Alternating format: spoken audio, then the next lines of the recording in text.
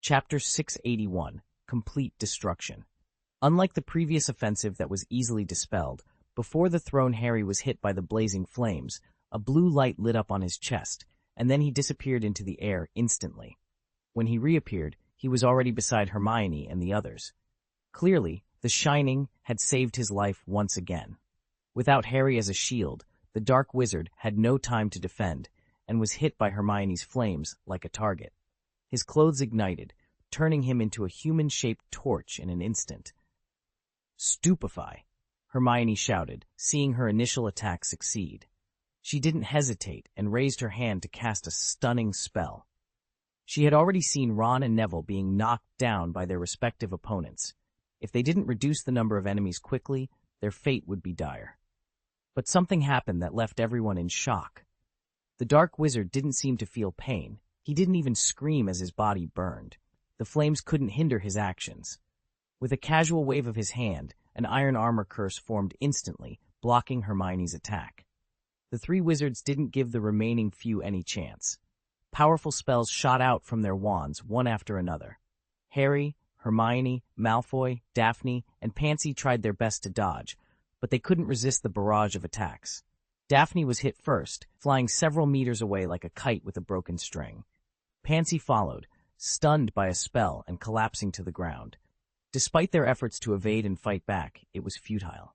These inhuman dark wizards began to use their bodies to absorb the spells. Their spells, such as Impedimenta, Stupefy, and Petrificus Totalis, were like mere tickles to these dark wizards. They had no effect at all.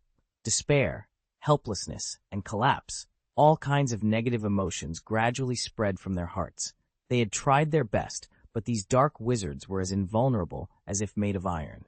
What followed was a rout. The first to give up was Malfoy. Facing an enemy he couldn't fight against, he was completely desperate. After barely avoiding a spell, Malfoy immediately turned and fled. But as Harry and Hermione had warned, running away revealed more flaws. A swift jinx hit Malfoy straight in the back, knocking him out cold. If it had been before, he would have gotten up angrily and cursed, but now he had lost consciousness. Hermione saw Malfoy's actions but didn't bother to reprimand him for defecting. She couldn't protect herself now. While avoiding the incoming spells, the little witch was thinking of a way to break the situation. Running away like Malfoy? No. Malfoy's fate had shown her the consequences of turning her back on the enemy. Begging for mercy? Looking at these dark wizards, who were as silent as ice, Hermione didn't think it was a good idea. Soon, she didn't have to think about it. A spell finally hit her, and before she gradually lost consciousness, Hermione saw the true nature of these dark wizards. The sorcerer who had been hit by the blazing flame had his robe completely burnt away, revealing his body inside. What kind of body was this? A solid form made entirely of non-reflective dark metal, with a sharp-edged head devoid of hair, ears, nose, and mouth, and two eyes glowing with a light blue light that Hermione found familiar. They're not human. Hermione realized the true meaning of Neville's words before, but she could no longer express her emotions. Her thoughts were gradually overwhelmed by darkness. The last remaining Harry stared at the scene, his heart pounding with fear and determination. Harry's heart was completely consumed by the sight of Hermione's collapse, leaving his mind almost blank. The only reason he had managed to persevere until now was not due to his skill. In fact, Harry had been hit by the curse earlier than Malfoy. However, as a legendary item, the Shining had lived up to its reputation, consistently teleporting Harry away at critical moments. But now, with the Shining having faded, Harry was uncertain if it would still be effective in the future. Determined to escape, Harry ran, not backward, but straight towards the Hogwarts wall. He hoped that the Shining would teleport him to the other side of the wall, allowing him to truly escape from these dark wizards. Unfortunately, Harry's luck ran out. When he was hit by another spell, the Shining failed to activate, leaving him stranded. Even legendary items sometimes run out of magic power. So far, all first-year students from Gryffindor and Slytherin had been destroyed. Elsewhere in Hogwarts, similar scenes unfolded. Young wizards were being massacred by dark wizards, while older students could at least put up some resistance.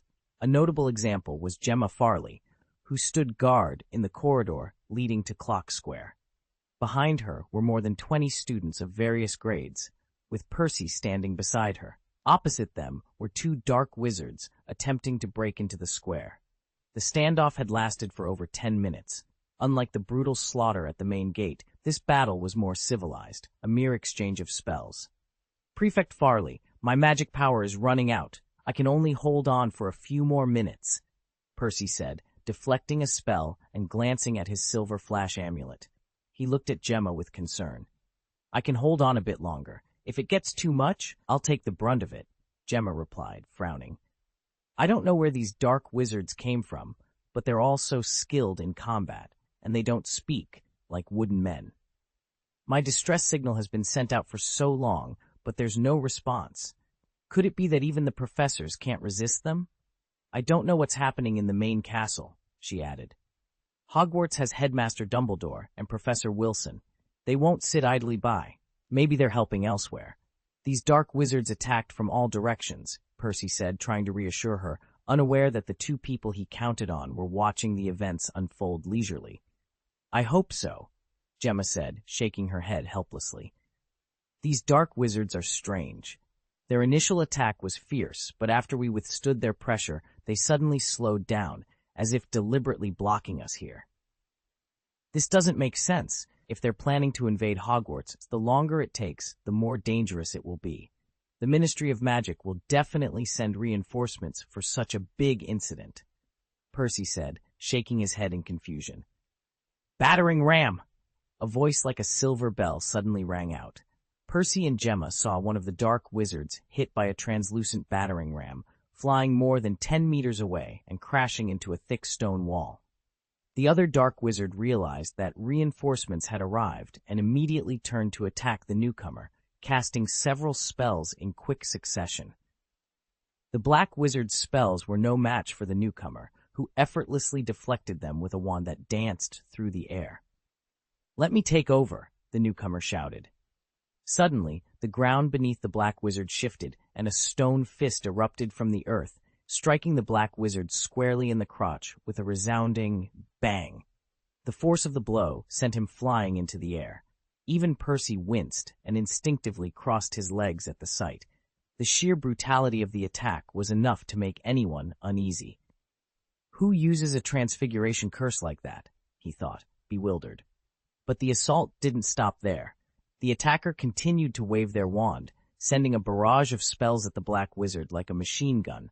Finally, with a dramatic flourish, the attacker slashed their wand downward. A nearly transparent giant fist materialized above the black wizard and came crashing down, smashing him into the floor. The impact left the black wizard embedded in the ground, spread eagle, as if he were part of the floor itself. Gemma and Percy couldn't help but swallow hard at the sight.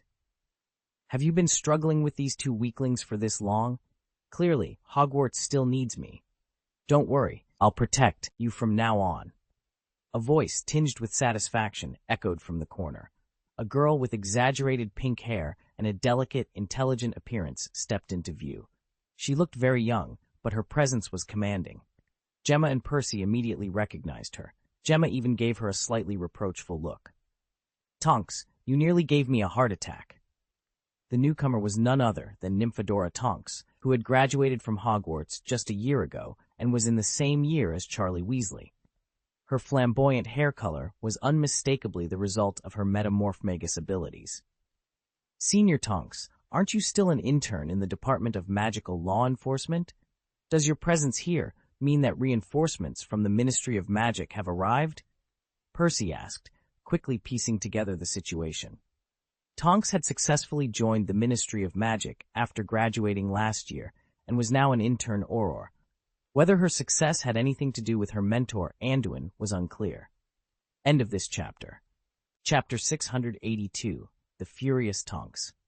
The command received an alarm from Hogwarts, and Minister Amelia also got a message from Professor McGonagall, so we rushed here immediately, Tonks said, hands on her hips, looking quite confident. However, it takes some time for the Aurors to assemble, so we interns were dispatched first. Since Hogwarts prohibits apparition, we had to arrive at Hogsmeade and come on brooms. No wonder. Gemma nodded in understanding. Given the circumstances, Tonks' response time wasn't slow, but these dark wizards seemed to appear out of thin air, catching everyone off guard. "What about the others?" Percy asked, his concern for his younger brothers evident. "Did you meet George and the others when you arrived? They are the twins who used to follow you." The main force began to disperse and investigate after arriving. I was assigned to the corridor bridge. "You are the first people I've encountered," Tonks replied, shaking her head regretfully. Then she frowned, puzzled. "But something is wrong. Didn't the master return to Hogwarts to teach tactical training? With him here, how could these dark wizards invade the school?" Tonks had learned all her skills from Anduin. She could easily handle these dark wizards, so she couldn't believe Anduin couldn't. "We find it strange, too. It's been more than half an hour since the Dark Mark appeared, but we haven't seen Professor Wilson or Headmaster Dumbledore," Percy muttered, confused. Could there be another strong enemy holding them back? Tonks's heart tightened. She knew Anduin's strength well. If someone could stop him, the enemy might be stronger than they imagined. "Never mind. Let me see the true colors of these dark wizards first," Tonks said, moving quickly to the side of the dark wizard she had smashed into the floor. She reached out to remove the mask. "This?" Tonks' eyes widened in shock at the strange Iron Man-like face beneath the mask. These intruders were actually... At that moment, the eyes of the metal man, who had been limp on the ground, lit up with blue light. He suddenly shot up, delivering a solid punch to Tonks' chest. However, as Iron Man's fist connected, Tonks' tactical vest glowed with a magical aura. A layer of human-shaped magic armor quickly enveloped her at the critical moment. Despite this, Iron Man's punch was powerful, sending Tonks flying like a mosquito. Boom! Tonks crashed into the beam above the corridor, shattering it, and creating a huge pit in the ceiling with a silent, loud noise. Ahem! Damn, almost got taken out! Tonks coughed violently in the thick smoke and dust, cursing in displeasure. Percy and Gemma heard the sound of stone chips collapsing, and then Tonks emerged from the smoke, landing firmly on the ground. Her magic armor was cracked, but she was unharmed. The Iron Man didn't stop after his punch. He stood up straight from the ground like a zombie, his eyes glowing faint blue as he stared at Tonks. "I didn't expect that bastard to play tricks on me," Tonks muttered in annoyance. But instead of continuing the fight, she quickly pressed her left hand to her ear and spoke in a quick, crisp voice. "Nymphadora Tonks requesting a call. The invaders are not human. They are steel structures driven by magic. All units, be careful." "Received. We have encountered the enemy in the central courtyard. Do you need support?" came the response. "No, I'll handle them myself." Tonks gritted her teeth, her eyes fixed on the Iron Man in front of her. Now she finally understood the nature of their enemy. Tonks quickly realized what was happening. No wonder the steel golem had been so elusive. It was all a trick orchestrated by the master. "You two, take the others and move away. The real action is about to start." Tonks instructed Gemma and Percy without looking away from the golem. "Understood. Be careful," Gemma replied, nodding. Although she didn't fully understand what the steel structure was, she knew now was not the time to ask questions. Tonks turned her attention back to the golem. "Come on. Whether the one behind you is that stupid dog or that stinky bat, I promise to smash this broken toy," she taunted, hooking her finger provocatively. The steel golem seemed to react to Tonks's words, the blue light in its eyes intensifying. With a loud crack, it leaped high into the air and swooped down towards Tonks, throwing a heavy punch. Boom! The impact was violent, and when the dust settled, the golem had created a large crater where Tonks had been standing. Its power was evident from the damage. However, Tonks had already moved. She appeared behind the golem and teased, "Is that all you've got? Now it's my turn." "Phosmis into mud!" Tonks pointed her wand at the golem's feet. Under her skilled conversion spell, the stone ground beneath the golem turned into a quagmire, causing it to sink. Muddy but strong tentacles emerged from the quagmire, wrapping around the golem and pulling it deeper. Tonks's transfiguration skills had become highly refined under Anduin's training. She could now use transformation spells with precision and ease. The golem struggled, but the viscous fluid and the tentacles restrained its powerful, heavy structure. Realizing it was trapped, the golem turned with all its might and used its remaining magic to break free from the tentacles. It launched a punch at Tonks. its arm extending on a metal chain. Tonks easily dodged the attack and mocked, "Still trying to resist? You really don't know when to give up." The golem swung its arm horizontally, attempting to hit Tonks with the chain and steel fist. Tonks jumped high, dodging the attack like a jump rope. She swung her wand and slashed the chain from top to bottom.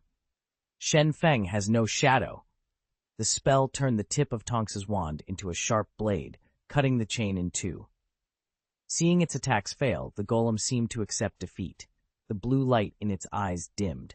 "Playing dead, are we? The magic in this construct isn't exhausted yet," Tonks sneered.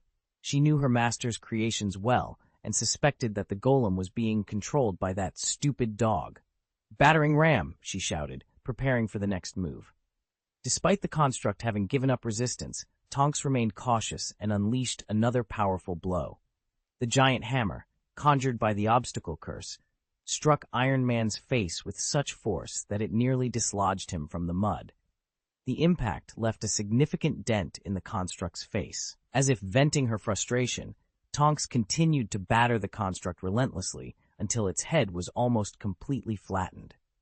Eventually, the quagmire beneath the structure solidified into hard stone, and the upper body of the construct lay flattened on the ground.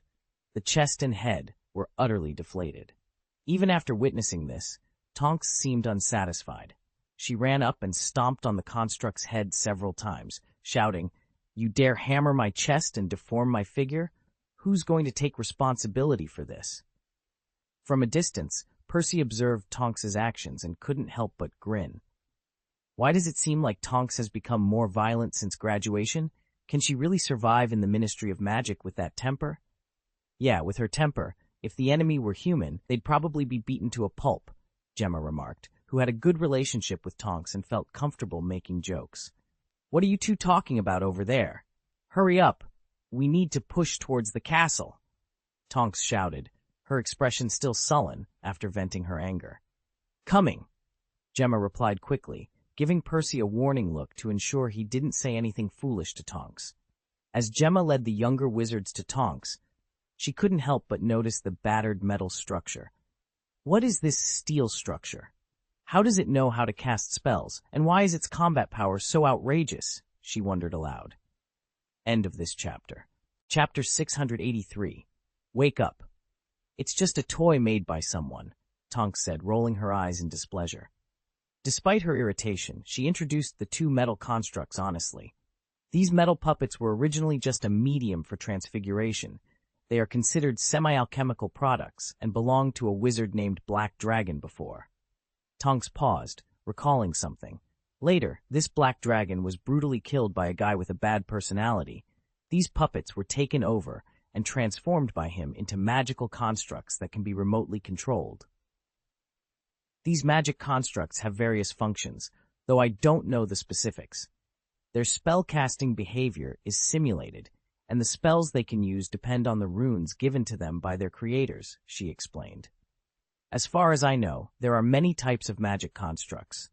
This is just the steel construct among them, which is considered relatively powerful. If I didn't know its weaknesses, I wouldn't have been able to fix it so quickly. It sounds like you are very familiar with this steel structure? Percy asked, pausing. Do you know who is controlling them? Who is the culprit who invaded Hogwarts? You will find out soon enough, Tonks replied, realizing what Anduin intended to do. She found it inconvenient to reveal more and wondered why the headquarters only sent interns over. Percy and Gemma exchanged bewildered glances. They were puzzled as to why these steel constructs, being so strong, didn't attack them with full force initially. If these magical constructs relied on their strong bodies, Gemma and Percy, unaware of their weaknesses, might not have been able to fend them off. Regardless, they were safe now. A group of young wizards followed Tonks, advancing towards the main castle. Along the way, they encountered a few young wizards hiding in corners, avoiding the construct's pursuit. Gemma and Percy, showing the responsibility of prefects, gathered the lone wizards and checked their injuries. While passing the observatory, they met another group of aurors. They learned that a battle had broken out at the astronomical tower. The 3 aurors on the scene, with the help of tactical equipment, had already defeated 4 constructs, but one trainee Auror was seriously injured. After a brief exchange, they decided to leave one Auror to care for the wounded, while the remaining Auror led the rescued wizards and Tonks towards the main castle. Meanwhile, Harry, who had been in a coma for a long time, felt someone pushing him. He woke up suddenly, realizing it was Hermione who had woken him.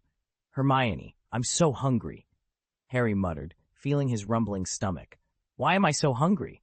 "Oh, right, we just finished class and we're heading to the auditorium for lunch." Then, the Dark Wizard. Harry gradually recalled everything that had happened. He sat up straight with a start, checking his body in horror. He sighed in relief when he found no missing parts. He looked at Hermione eagerly. "Did we fight with a group of dark wizards just now? Didn't everyone get killed?" "Yeah, even you were killed. You don't think you're still alive now, do you?" Hermione retorted, rolling her eyes at Harry's dramatic question. Only then did Harry take in his surroundings. They were in a rather large room. After careful observation, he recognized it as the Transfiguration classroom. Trying to reassure everyone. The classroom was filled with a mix of students, some still unconscious and others just waking up. Harry, still feeling a bit dizzy, looked around and saw familiar faces: Hermione, Neville, Ron, Malfoy, Daphne, and the Weasley twins. "What's going on?" Harry asked, touching his head. "I remember those 3 dark wizards knocked us down. How did we end up in the Transfiguration classroom?" "We don't know," Ron replied, moving closer to Harry. "When we woke up, we found ourselves here. I only woke up a little while ago. Neville was the first to come around, but he doesn't know what's happening either." "Since we're awake and those Arc wizards aren't guarding us, does that mean we're safe? Can we go out and ask for help?" Malfoy asked, scratching his head in confusion. "No," Hermione said, frowning. "The door is completely locked, and our wands have been taken away. We can't get out." "What?" Malfoy exclaimed, frantically searching his pockets. "It's over. Not only my wand, but also my fairy wand is gone." "Is now really the time to worry about your fairy wand?" Ron said disdainfully. "What should we do next? Do those dark wizards have some conspiracy for locking us up here?" "We can only take it one step at a time," Hermione said, squatting on the ground and burying her face in her knees. "I can't think of any way out." Harry saw Hermione's despair and quickly tried to comfort her. "It's not your fault, Hermione. You've done your best. Those dark wizards are much stronger than we imagined. They're not something we can handle right now. But if it wasn't for my bad idea, maybe everyone wouldn't have fallen so quickly," Hermione muttered, still frustrated. "Don't think you're so important," Malfoy interjected, his tone unclear whether it was sarcasm or comfort. "If we only cared about running away, it might have been worse for us. But you have self-awareness. If there's a next time, why don't I take command?" "You," Hermione glared at Malfoy, but felt a bit of her self-blame fade. "Fine, if there's a next time." Seeing Hermione's spirits lift slightly, Harry looked around and spotted the Weasley twins. "George, Fred, Harry, it's great to see you're all right." George and Fred made their way through the crowd to join them. "Did you also encounter those black-robed wizards?" Ron asked, visibly relieved to see his brothers. "Yes, we were ambushed by 2 black wizards in the owl hut," George said, his face pale. "It was terrifying. They didn't say a word, just attacked us on sight." "But we're not pushovers," Fred added, trying to lighten the mood. "George and I fought them off for a while, but one of them kicked George down, and I got hit by a stunning curse. Unfortunately, we couldn't see their true faces," George continued, "but they dared to lock us back in the castle. I believe it won't be long before Professor Wilson and Principal Dumbledore come to rescue us." The group felt a glimmer of hope at George's words, clinging to the belief that help would arrive soon. The situation seemed more optimistic. "I saw the appearance of those dark wizards," Hermione suddenly interrupted. "They are not human." "Yes, those bastards are really not human. They dared to invade Hogwarts in broad daylight," Fred responded, thinking Hermione was swearing. "No, Hermione didn't mean that," Harry shook his head. "Those intruders are not human beings. There is a metal body under the black robe. We fought them in close quarters. These guys are harder than iron. No, they are iron. They are not human, but their bodies are made of steel." George looked at Fred in surprise. "How is that possible? They can cast spells, unless they are alchemy constructs." Neville, who had been silent until now, suddenly spoke up. I fell into a coma earlier, but from what you said, those intruders seem to be a kind of alchemy puppet. I think I heard Uncle Wilson mention it before. Alchemy puppets? Could it be? Hermione finally realized. This time, Hogwarts was invaded by Professor Wilson? Why would he do that? Ron looked at Hermione, feeling incredulous. No, it's really possible. George breathed a sigh of relief. Maybe this isn't an invasion by dark wizards at all. It could be similar to the surprise inspection we had before. Have you forgotten what we went through this month? Hiss. When George reminded everyone, they suddenly felt a revelation. Yes, that professor did seem to enjoy doing such scary things, but they couldn't imagine he would cause such a big commotion. This was an attack on Hogwarts. Then, according to what you said, are we safe? Ron suddenly realized. End of this chapter. Chapter 684. The end of the exercise. Yes, according to this analysis, if all this is not a real attack but an alternative surprise inspection arranged by Anduin, doesn't it mean that they are already safe? They only stunned people without harming them and transported the fainted individuals to the castle. Thinking of the strange behavior of these black wizards, everyone gradually pieced things together. Once they figured it out, everyone's tense nerves instantly relaxed. Ron and Malfoy even collapsed on the ground as if they were deflated balloons. The shock and pressure they had endured before were too great. However, I advise you not to be too happy, Fred said, curling his lips in confusion. Although we don't have to worry about being killed by those dark wizards, the results of the tactical training class... Hey! To put it bluntly, the people in their room were actually a bunch of captives, or even a bunch of dead people, to put it bluntly. The young wizards who had survived a month of surprise inspections and devastation knew that Anduin actually had a death note in his hand. Every time a person was eliminated in a surprise inspection, a death record would be added to their name. Not to mention whether these records would affect future results, it would be embarrassing just to spread them out. For example, Harry and the others witnessed Kevin being poisoned once before, and he was also very unlucky in the subsequent surprise inspections. Up to now, he had accumulated 4 death records. He was nicknamed Death Kevin. Don't worry about it. As long as we are sure we are out of danger, thank God. Ron lay down on the ground indifferently. I want to eat now. As long as it can fill my stomach, he can punish us however he likes. Everyone nodded after hearing Ron's words. After a series of tossing, they were really exhausted. Harry checked his system and found that less than half of his physical strength and magic power were consumed. But if the professor really did all of this, wouldn't it be too much? Pansy complained a little dissatisfied. Forget about the surprise inspections in the past, but now he is directly attacking Hogwarts on a large scale. Isn't he afraid of us getting injured? Indeed, Malfoy also looked displeased. I'm afraid the professor didn't discuss this with anyone, and I was almost scared to death. Isn't he afraid that such a big disturbance will end badly? Then what do you want? Ron sneered. Why don't you ask your father to write a letter to protest and see if Professor Wilson cares? Humph. After being choked by Ron, Malfoy pursed his lips angrily. Asking his father to protest? Isn't that pure cheating? It's not that he doesn't know how terrifying the professor's background is. Boom! While everyone was chattering and discussing, the door of the room was suddenly pushed open, which shocked everyone and attracted their attention. It was Hog who appeared in front of the door, wearing the same style of black robe as those intruders. He walked into the room arrogantly, wagging his tail. The drill is over. Everyone return to the auditorium with me. After Hog appeared, he didn't bother to explain to others. After all, after a little reasoning, everyone should be able to figure out the truth of the invasion. It really is you, George glared at Hog angrily. I knew this kind of thing would be indispensable to you, you bastard. If you have the ability, show up with those intruders and see if I don't knock out all your teeth. Cut, Hog glanced at George contemptuously. I advise you to stop bragging and be careful of getting kicked again. Huh. Could it be that you are also the guy who controls those puppets? Hearing that Hog knew what happened to him, George immediately realized that this cheap dog might have participated in the attack in another way. Stop talking nonsense.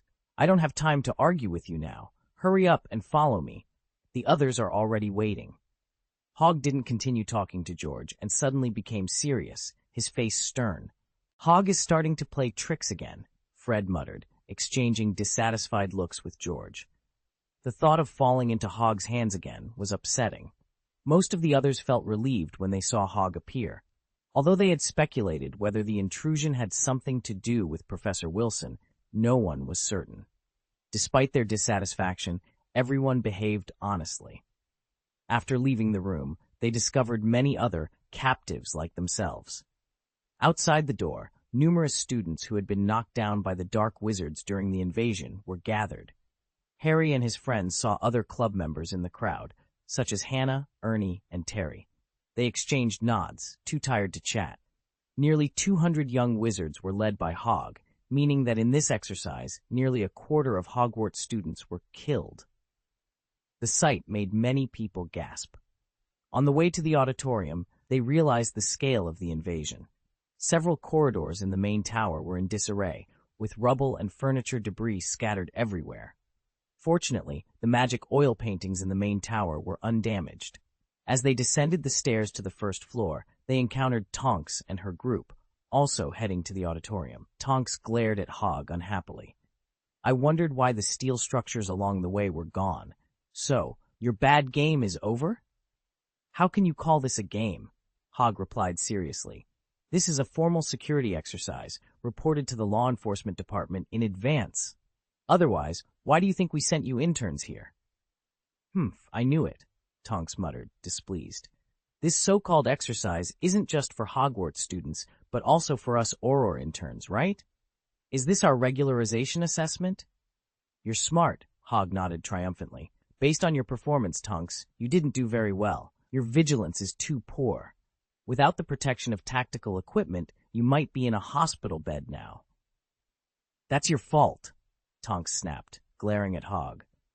You know how to play dead and sneak attack. Don't think I don't know you're controlling those constructs. I was showing mercy. There were 2 constructs on the scene. Do you think the first construct you knocked out was scrapped? Hog teased. Anduin's apprentice was an old acquaintance, so he was relaxed around her. Really? Do you dare to face me yourself? See if I don't smash your face! Tonks was full of dissatisfaction. She had wanted to beat Hog for a while. If you have time to argue, you should call the rest of the Aurors. To be honest, you interns didn't perform well. Be careful not to get scolded by the adults, Hog said, glancing at her before signaling the young wizards to move on. George, in the crowd, winked at Tonks and muttered to Fred, I didn't expect Miss Tonks to be here too. I wonder if she saw us. Sister Tonks? Harry, curious, leaned forward. Do you know that pink-haired witch? She doesn't seem to be a Hogwarts student. Of course, she isn't now, but before she graduated last year, she was the top dog in the school. George and I used to be under her protection, Fred said proudly. That's right, Harry introduced. She joined the Ministry of Magic after graduation and is now an Auror. She must be here as support from the Ministry. I didn't expect the professor's attack to alarm the Aurors. Isn't he afraid of causing such a mess? George muttered, puzzled. You heard what Hog said earlier. It seems the professor notified the Ministry about this sudden attack, Hermione said. She had been close to Hog and the others before, so she heard everything clearly. Then I'm not sure. Professor Wilson is really brave. He dared to besiege Hogwarts, George said, shuddering at the memory of the terrifying scene. When everyone finally entered the auditorium, they found the scene inside equally tragic. Several long tables were lying horizontally facing the gate, seemingly used as temporary shelters. Hundreds of young wizards were huddled, trembling in the corner of the hall, while a dozen professores were gathered around the podium, discussing something urgently. In front of them lay 4 steel puppets with broken arms and legs, evidence of a failed attack on the auditorium. Seeing the reappearance of the group of young wizards, the professors, led by McGonagall, breathed a sigh of relief. They had just finished fighting and were worried about those still scattered outside. The invasion had come so suddenly that even the professors were slow to react. Despite McGonagall's early efforts to send out professors for search and rescue, many were missed, and those who went out were successively attacked by the steel soldiers and forced back. In the end, they could only build a defense line in the auditorium to resist the siege. However, after the battle started and several intruders were eliminated, they gradually realized that Anduin had caused the commotion. The constructs retreated after attacking the auditorium for a while. End of this chapter. Chapter 685, Alarm System, Monthly Ticket Recommendation. What nonsense! What on earth was Anduin thinking, letting these puppets invade Hogwarts? What about the others? Professor McGonagall looked at Hog with a sullen expression. Today, she was almost scared to death.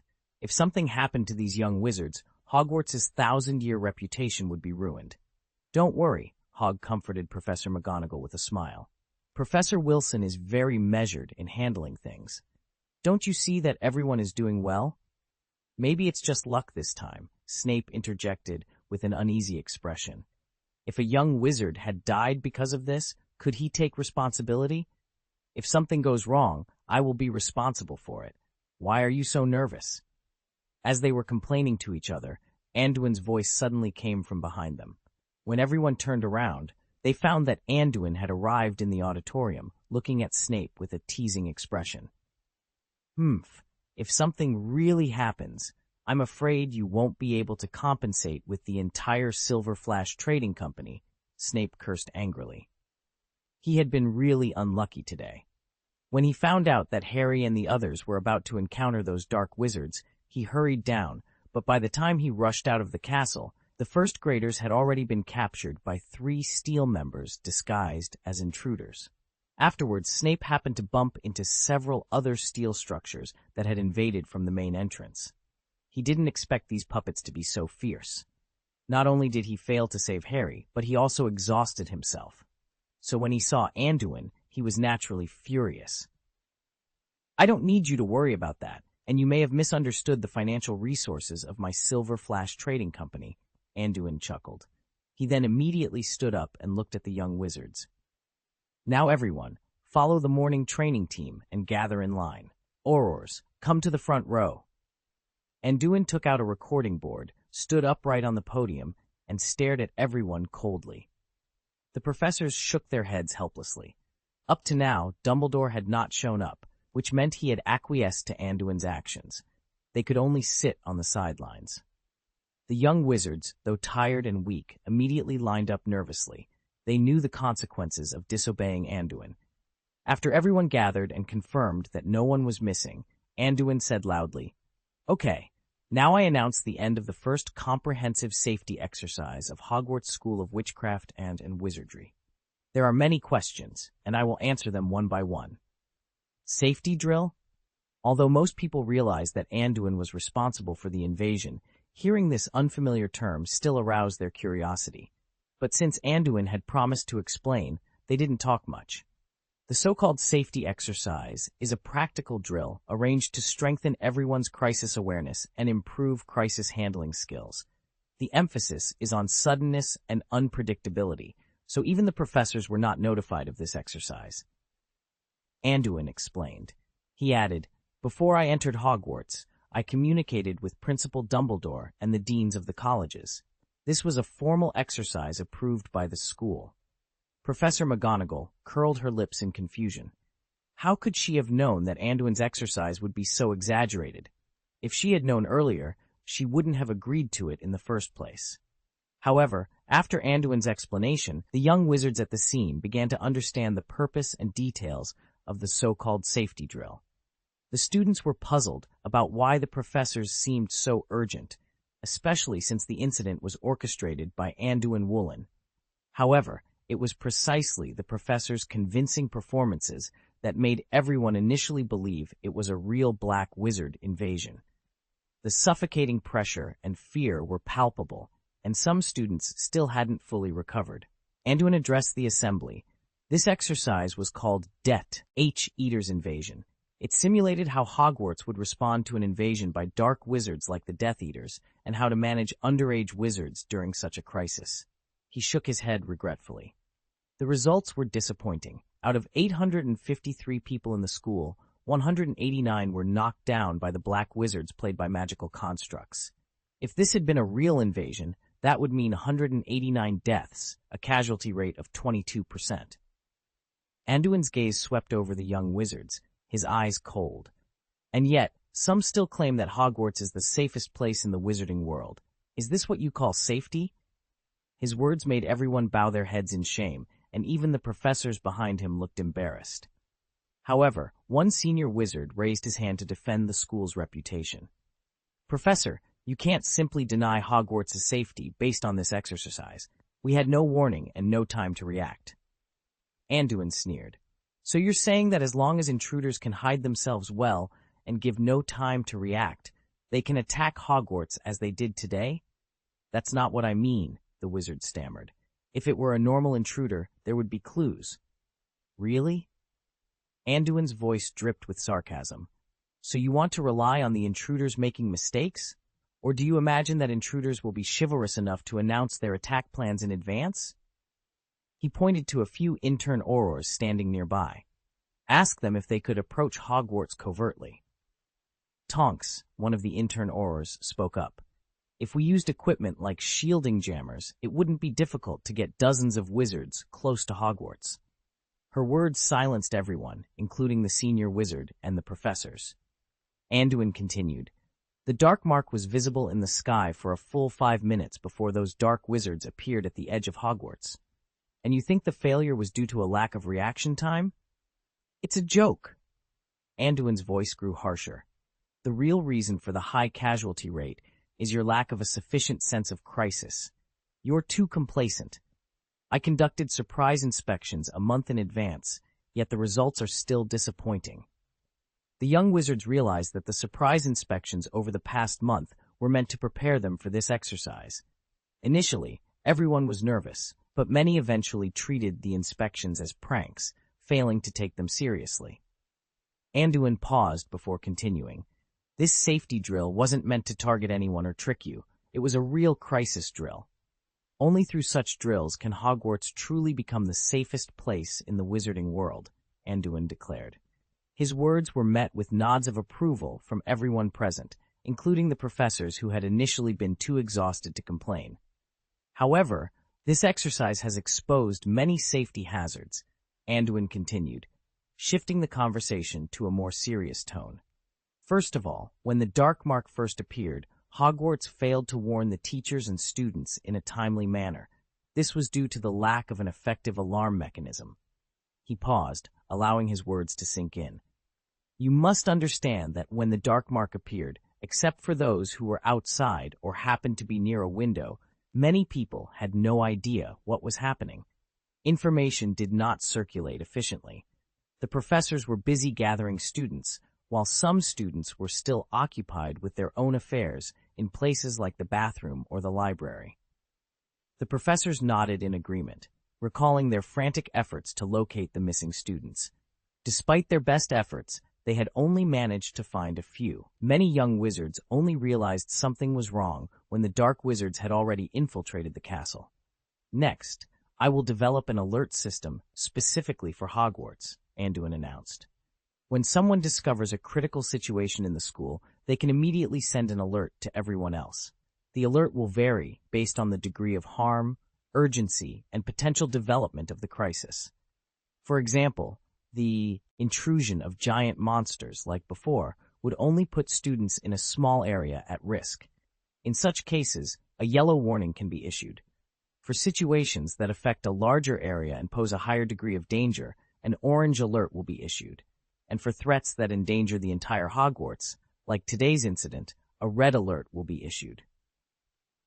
Anduin's explanation was met with thoughtful silence as everyone considered the implications of his proposed system. End of this chapter. Chapter 686, Test and Assessment. After Anduin's explanation, the teachers and students present nodded thoughtfully. They had never considered such issues before. Everyone instinctively believed that Hogwarts was the safest place. Today's invasion exercise seemed to wake them from a dream. This alarm system can not only serve intrusion events, but also notify the entire school in the form of an alarm for some accidents, thereby reducing casualties and losses. Anduin continued, glancing at the professors intentionally. "For example, I remember that when I was performing pantomime at school the year before last, an accident caused the school auditorium to catch fire, filling it with smoke and pieces of scenery. That accident caused the school hospital to be overcrowded, and the real injuries were much worse than today's exercise. So in a sense, Hogwarts is by no means a particularly safe place, even if there are no outsiders invading, Anduin stated matter-of-factly. He did not directly point out the culprit of the accident, but the others present were not fools. They couldn't help but glance at Professor Kettleburn, who scratched his head in embarrassment. What? Has such a serious accident happened at Hogwarts before? Harry asked curiously, looking at the twin brothers next to him. Yes, George replied, recalling the original scene with a laugh. Kettleburn was responsible for providing a giant earthworm for the pantomime, so he used a magically enlarged ash snake, and the ash snake exploded on the stage. That accident not only injured a large number of teachers and students, but also almost blew up the auditorium. It took several months for the burnt smell to dissipate, Fred added. Professor Kettleburn also entered another probation period. I think it was his second probation period, number 60. Huh? Is Hogwarts so dangerous? Ron swallowed nervously and glanced at Professor Kettleburn again, dreading his class. It seems to be true, George nodded amusedly. Although no one has died, there are always accidents, large or small, every year. Most are caused by the students themselves, but the school hospital is always full. Based on what you said, I suddenly understand why Professor Wilson conducted a safety drill. In comparison, maybe fewer people were injured this time, Hermione complained, rather speechlessly. Anduin's example brought back memories for everyone, reducing their resentment towards him for suddenly initiating the exercise. At least in this simulated invasion, everyone was more frightened than hurt. In addition to the alarm system, this exercise also exposed your lack of sufficient judgment and resilience when danger comes, Anduin continued. For example, many junior students, after witnessing the appearance of the dark mark, stood there admiring it as if it were scenery. The first graders of Gryffindor and Slytherin are to be severely criticized here. Anduin glanced sharply at Harry, Malfoy, and their peers. In the face of unknown risks, the first thing to do is ensure your own safety. But what did you do? You were only a few minutes away from the main castle, yet you didn't know how to evacuate and were still in the mood to make fun of the dark mark. Don't think I didn't see it. The final result also proves that without the ability to protect yourselves, you are completely helpless in the face of vicious intruders. If this had been a real invasion by dark wizards, the two houses would have lost dozens of first graders. Everyone is dead now. Anduin's voice echoed through the hall. Although you are all minor wizards, you must understand one simple truth. Learn to be responsible for yourselves and take your own safety into your own hands. For your sheer stupidity, I have to deduct 50 points each from Gryffindor and Slytherin. Additionally, everyone must write a review at least 5 feet long when you return. There will be a tactical training session next week, and you will pay for your mistakes then.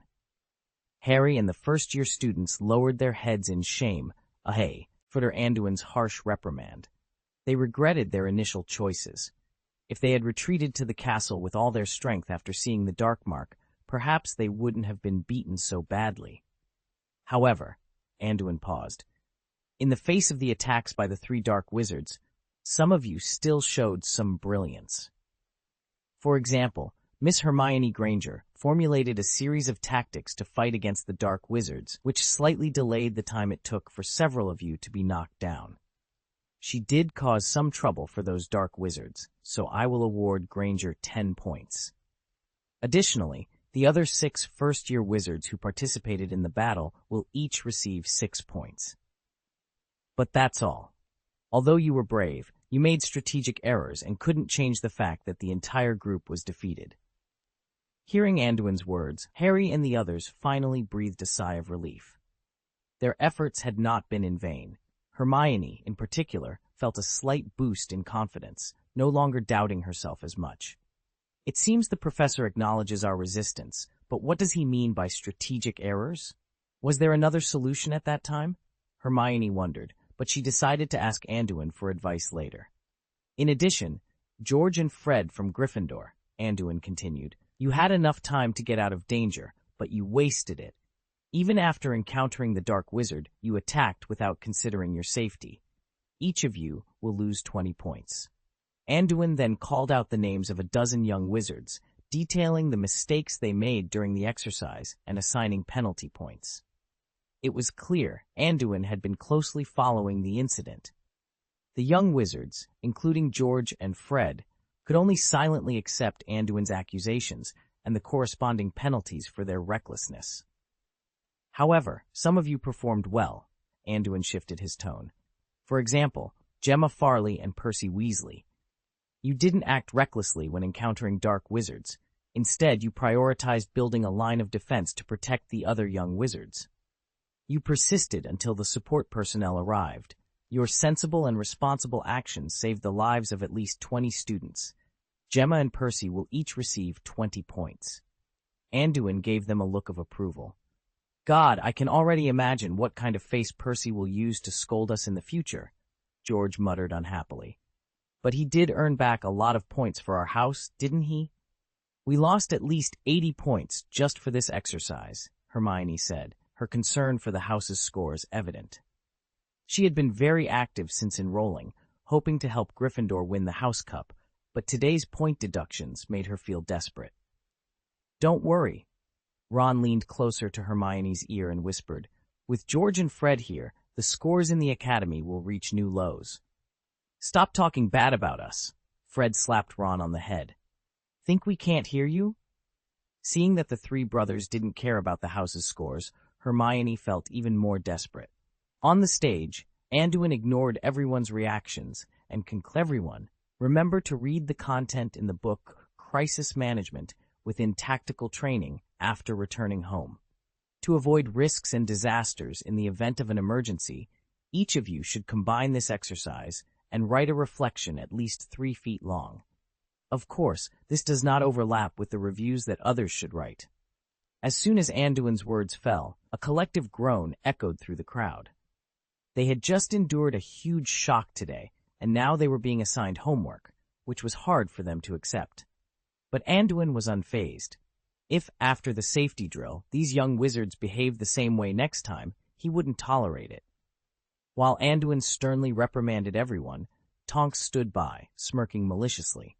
Seeing these students being trained by Anduin made her feel a sense of schadenfreude. She had been trained by Anduin extensively before, and now it was finally someone else's turn. Hey, you guys have today too. But when she shifted her gaze to Anduin again, she found that he was staring directly at her. Are you still in the mood to laugh? Anduin asked with an unfriendly expression. After summarizing the performance of the teachers and students at Hogwarts, it will be your turn. This safety exercise is not only for Hogwarts, but also for the Ministry of Magic's summons and alarm system, as well as the assessment of the intern aurors of the Department of Law Enforcement. Anduin withdrew his gaze and glanced at the record in his hand. According to the on-site measurement records, it took nearly 10 minutes for the Department of Law Enforcement to receive my call, dispatch the police, and arrive at Hogwarts.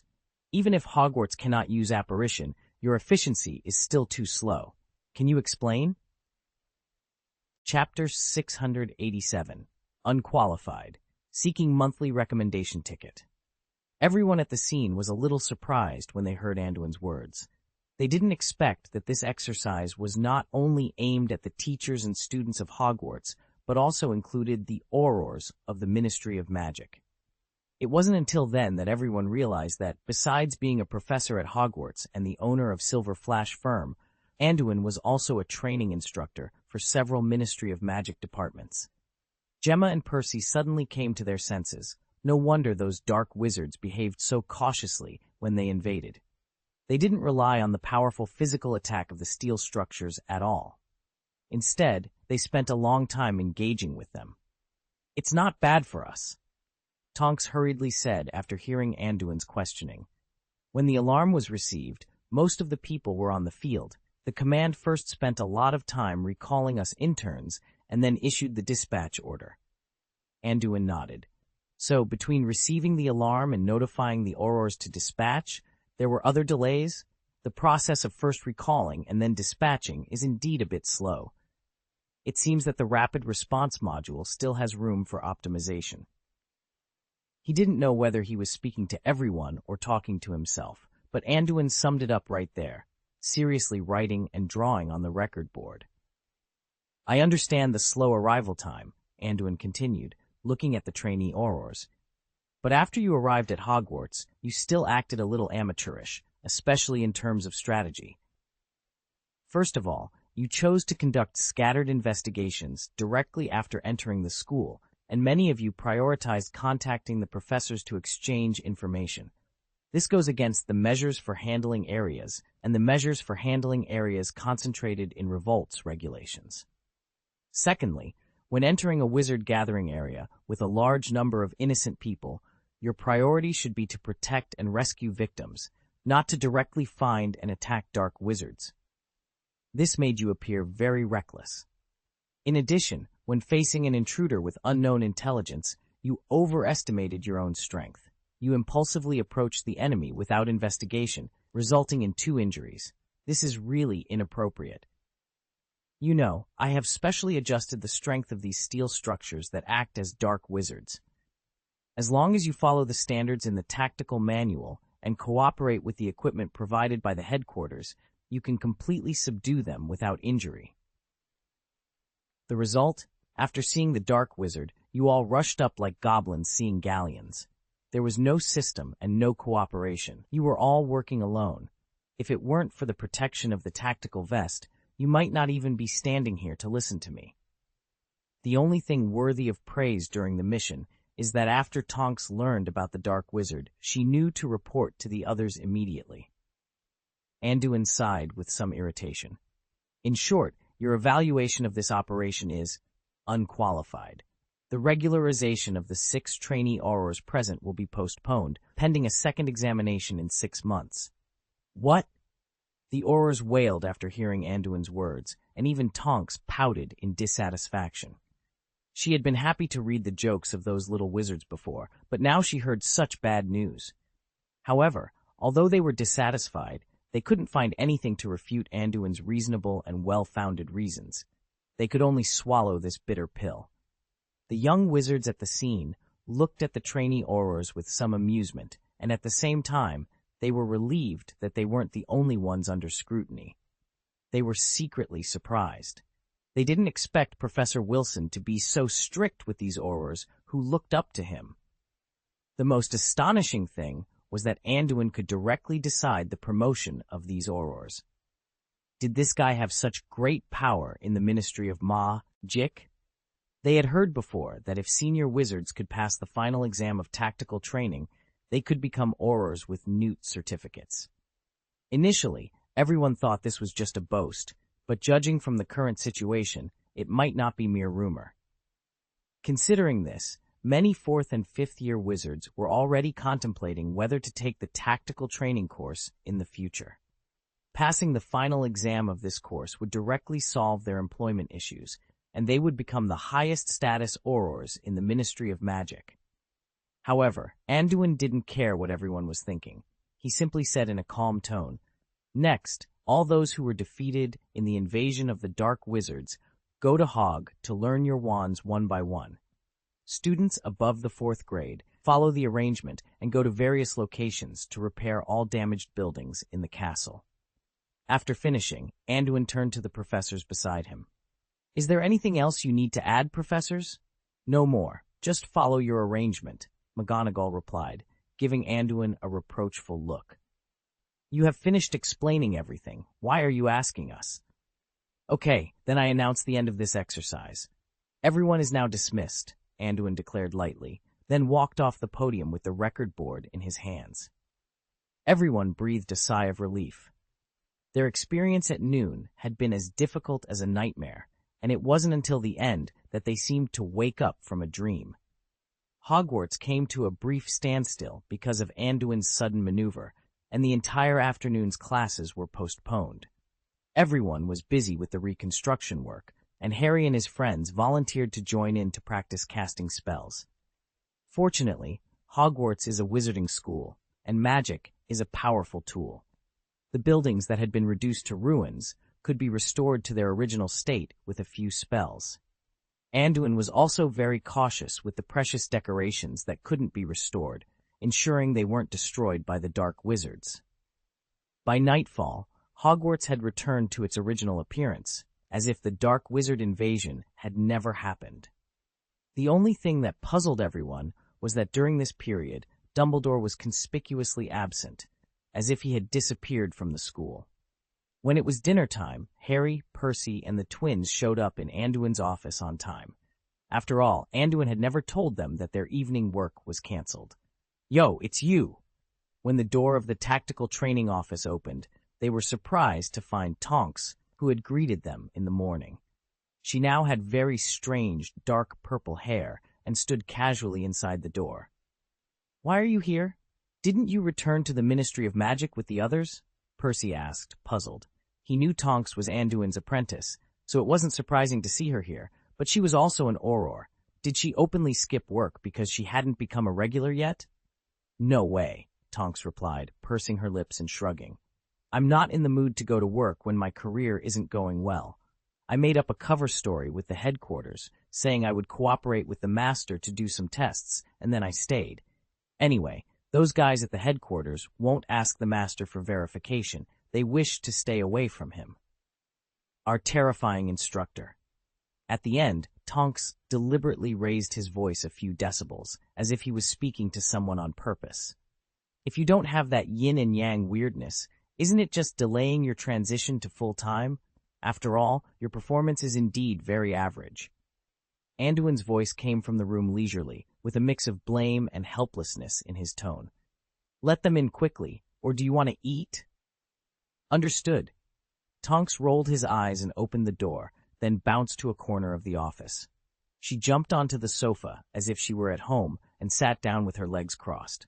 Seeing Tonks behave so casually, the 7 visitors were quite amazed. It was the first time they had seen and someone so relaxed around Anduin. If it were them, they would have been too reserved. "Wait a minute, we'll go to the ranch after processing this document." Anduin pointed to the sofa on Tonks's side, signaling for everyone to rest for a while. At the same time, he looked slightly dissatisfied and said to Tonks, "You obviously subdued that steel construct at noon. Why did you break it? Don't you know how troublesome these constructs are?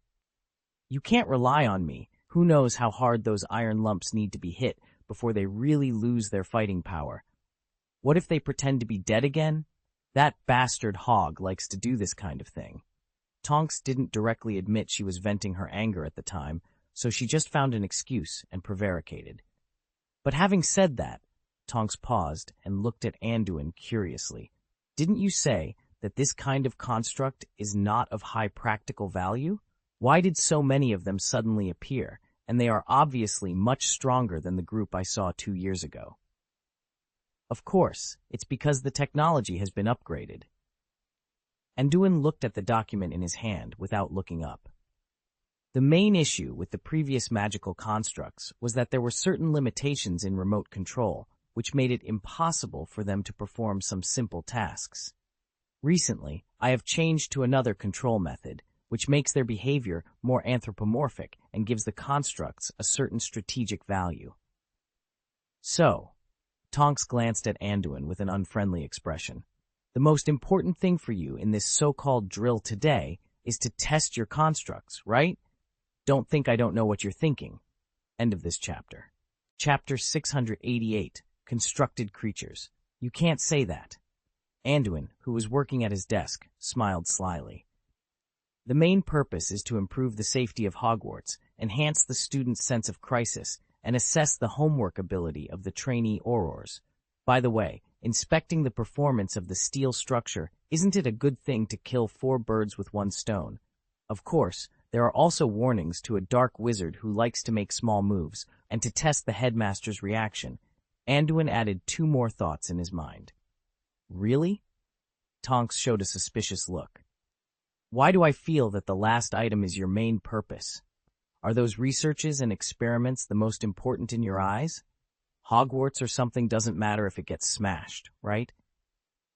The people nearby couldn't help but feel shocked when they heard the conversation between Tonks and Anduin. It was as if they were sitting on pins and needles, feeling they had heard some secret they shouldn't know. Is it really okay for the two of you to talk about these outrageous topics so blatantly? Harry looked at Tonks in surprise. Why was she so courageous when facing Anduin? Wasn't she afraid that Professor Wilson would be angry? Could it be that Professor Wilson is actually easy to get along with? But before everyone could think about it for too long, Tonks smiled and whispered to them. I'm afraid you have a hard time under my master's hands. He is a sadist, trying to squeeze out the potential of others every day. Yeah. George next to him didn't dare to speak loudly, so he could only nod his head and then asked in a low voice, Why? Was the professor like this before? That's not true. Tonks exaggerated with joy. He likes to torture people the most during training. He was like this when he was in school, and it was the same when he was training Aurors in the Ministry of Magic. I don't know if you have started training. When the time comes, he will keep all of you tired. And what your professor likes to do most is to use his own students to do experiments. I was deceived by him at the beginning, and he finally took a big tube of my blood. Tonks said, referring to the time she cooperated with Anduin to perform blood magic. Although it did not cause any harm to her, she always liked to use it to tease Anduin. Really?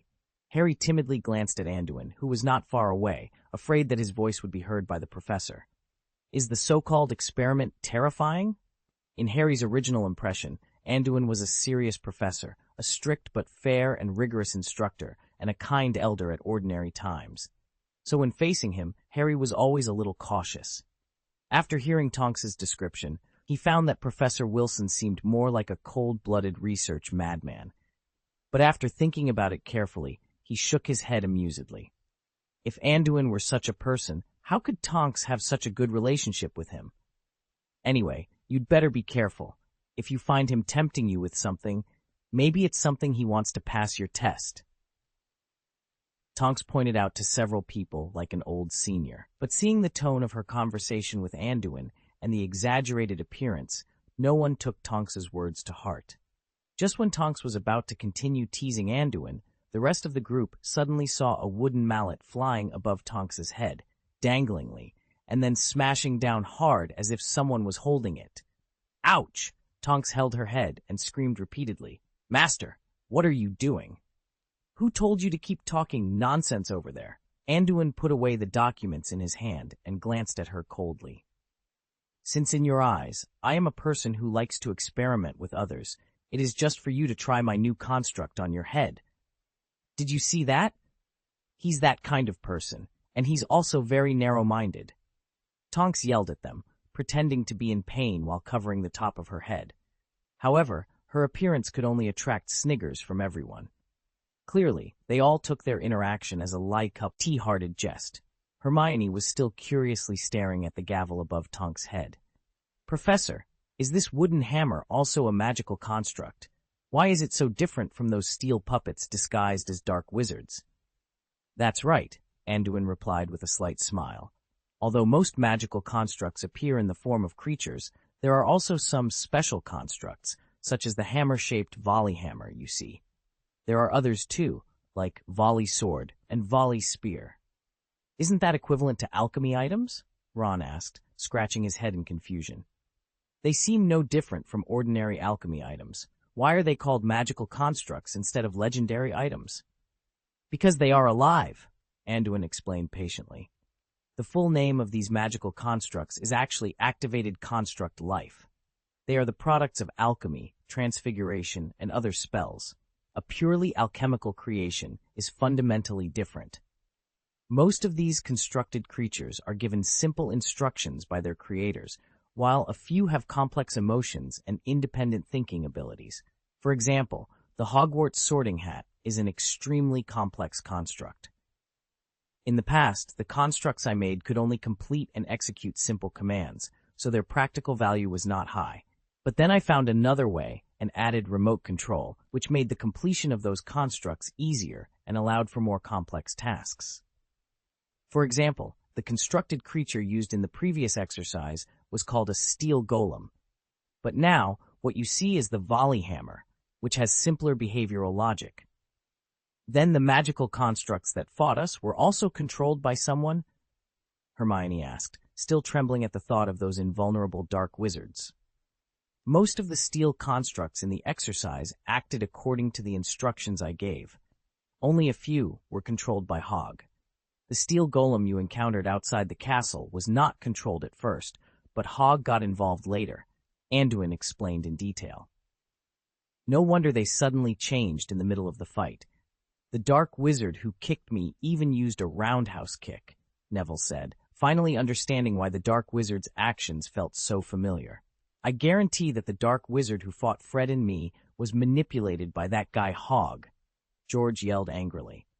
That's right, those steel golems were obviously much stronger. Fred nodded in agreement.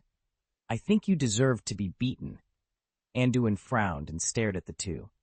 The steel golems that fought with you were not controlled by anyone at all, and their target was not even you at the time.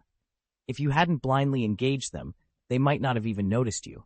After reprimanding the two, Anduin controlled the volley hammer to give each of them a head-scratching blow, putting them in the same posture as Tonks. Besides the metal golem, do you have any other magical constructs? Ron asked, clearly more interested in the other constructs. Oh, do you want to see them? Anduin asked indifferently. If you're really curious, I can introduce them to you, but that will be after dinner. By the way, you'll have to help me with an experiment. Hearing that they were asked to cooperate in an experiment, Harry and the others immediately looked at Tonks, who had a knowing expression as if to say, I told you so. Don't worry, I just need you to help test the functions of some constructs. There's nothing to be afraid of, Anduin said, amused by their hesitation. I often use myself for experiments. Okay. Percy exchanged glances with the rest of the group, and then took the lead in responding. Anduin smiled slightly. When he heard the words, he led the crowd through a door back to the pasture.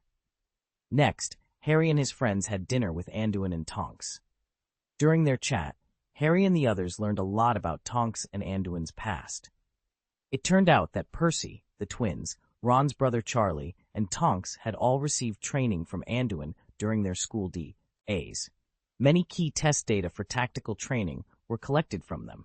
Among them, Tonks had been taught by Anduin alone for a long time.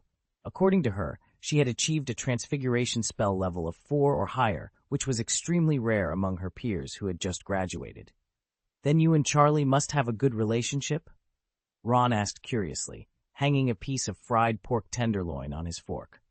Dining with Anduin was always a harmonious moment. No matter the topic, Anduin never got angry if someone made a joke. Of course, Tonks said proudly, raising her chin. But your brother is much worse than me in combat.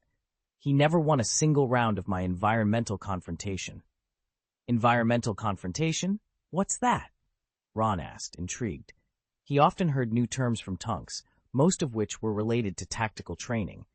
Because of the progress of their course, they hadn't learned these terms yet, so everyone was eager to learn more from Tonks.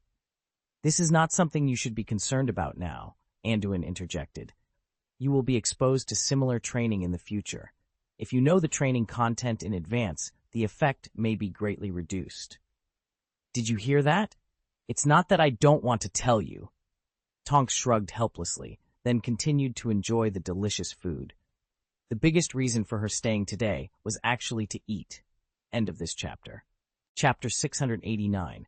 Alpha, Professor, I still have a question. I wonder if you can answer it for us? Hermione asked after struggling for a while.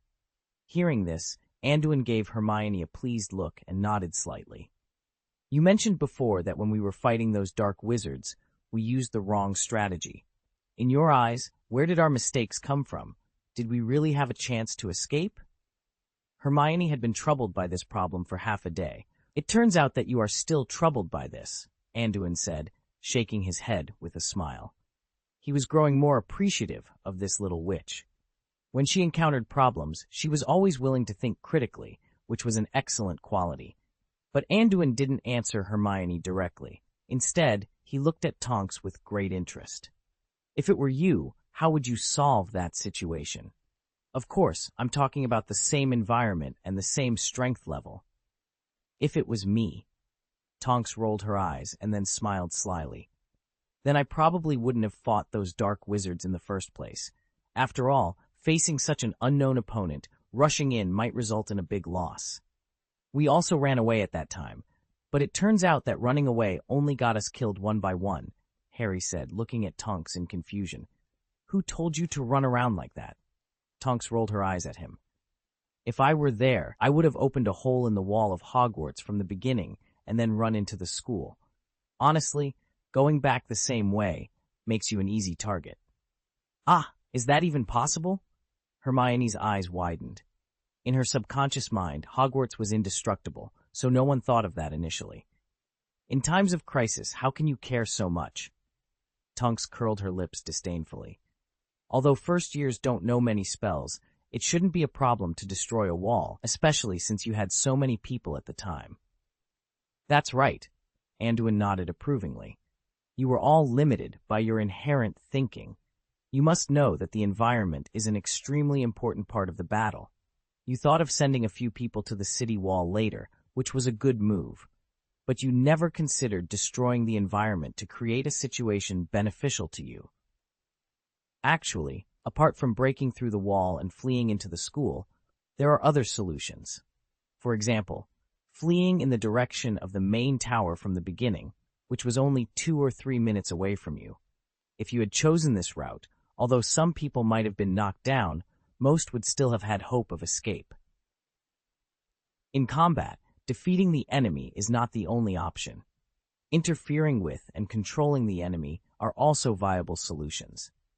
At that time, if you could have restricted those dark wizards a little, such as interfering with their vision, using transfiguration to change the terrain, trapping them, reducing their movement speed, or sending out a distress signal, it would have been more favorable.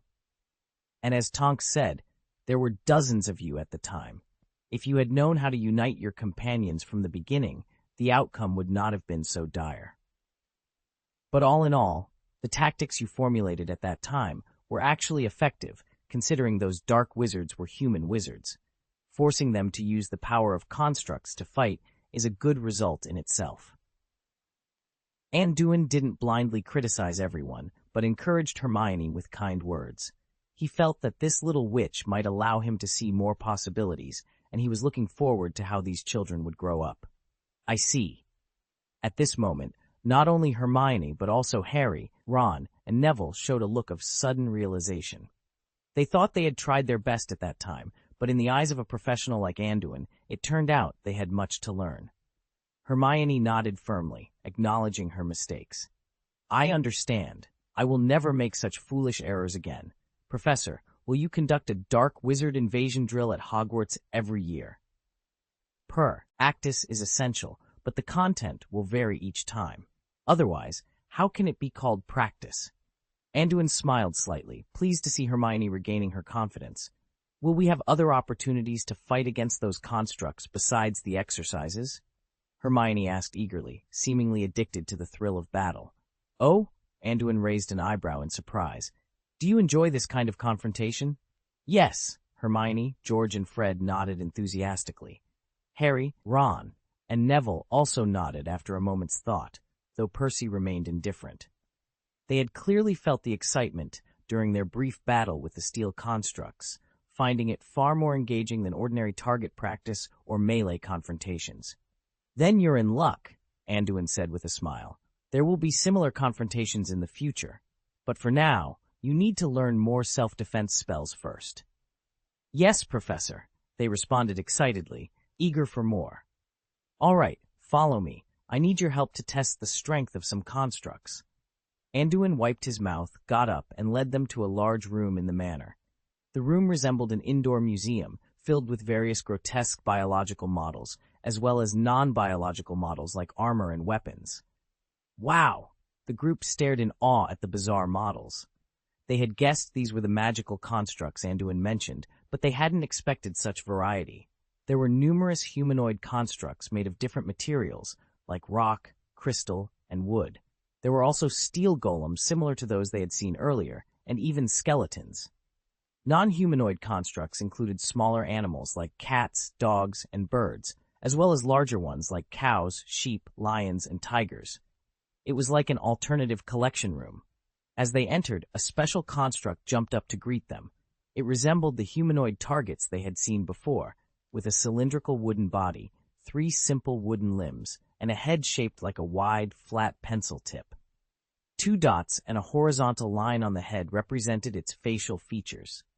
The construct had a harmless, even cute appearance, and moved by bouncing on its single leg like a pogo stick.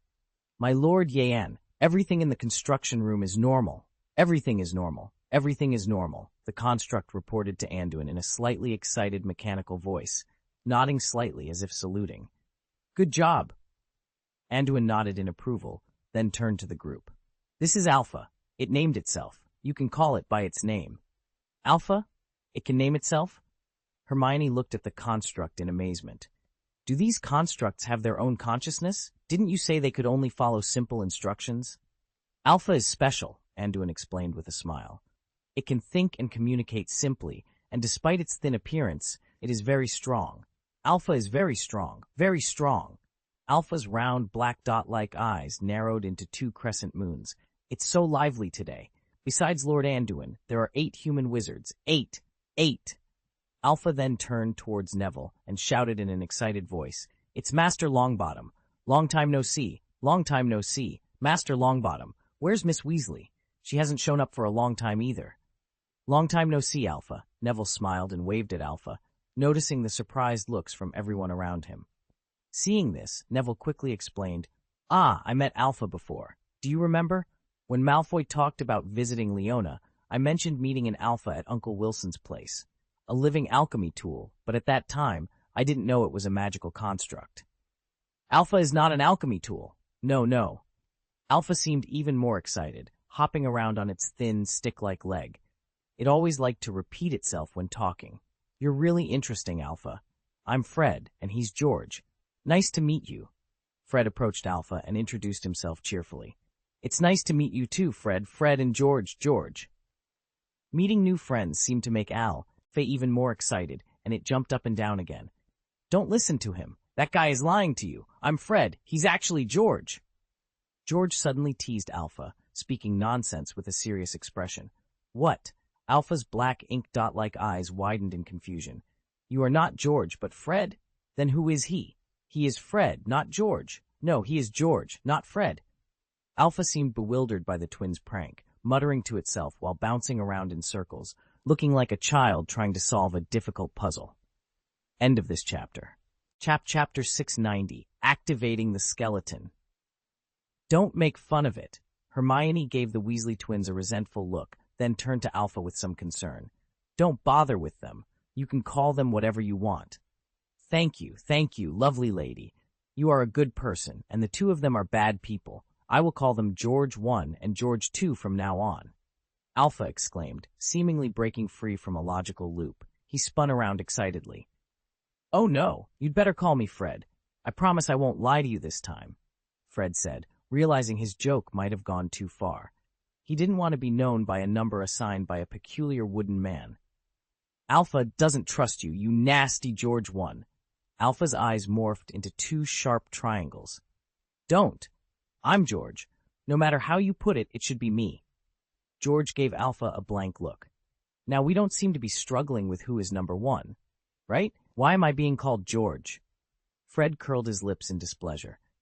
Alpha doesn't believe what George 1 said, and George 1 and George 2 are in a hurry. "You are in a hurry. This proves that Alpha is right." Alpha jumped up and down, ignoring the twins' protests. Seeing Alpha's almost childish behavior, everyone burst into laughter. They found this wooden man really amusing. Ron couldn't help but tease the twins even more. "Ha ha, finally someone can control you, dear George 1 and George 2. I suddenly find it interesting to call you that." "It's not that interesting to us." George 1, that is, Fred, sniffled in embarrassment. He suspected that it wouldn't be long before this shameful nickname would spread everywhere. "I don't care," George giggled, putting his arm around Fred's shoulder. "George 1, your name looks like mine." "Really? Why don't you change your name as well, and call it Fred 1? Fred laughed at George's teasing. "Okay, you 2 stop it. Mother will be angry again if she hears this. She often misidentifies you. their elder brother Percy said seriously, then turned to Anduin. Professor, sorry for taking up your time. It's okay. Anduin shook his head with a smile. Being with these children always brought him joy, so he didn't mind. Alpha gets bored if he stays alone. You can chat with him in the evenings. It might make him smarter. See, Big Brother doesn't care. The twins stuck out their tongues at Percy sarcastically. Our model student knows how to meddle in his own business. Don't talk to your brother in that tone, Anduin said, losing some of his professorial demeanor.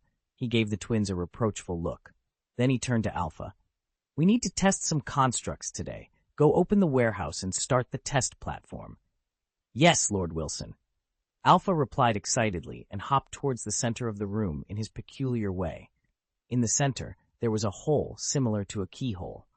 Alpha jumped hard, inserted his entire wooden leg into the hole, and turned clockwise twice. Boom!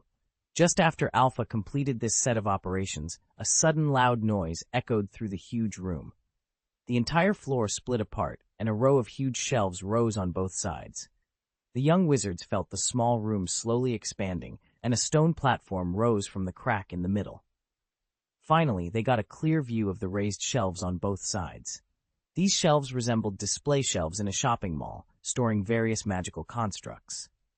It turned out that Anduin possessed far more magical constructs, both in quantity and type, than they had ever imagined. As they entered the room, they were greeted by an array of magical constructs that defied their wildest imaginations. One construct, for instance, had a body engulfed in roaring flames, with its upper and lower halves resembling jet engines. Another resembled a giant spirit from a magic lamp. There was also a terrifying construct that appeared to be made of steel, bristling with countless blades like a killing machine.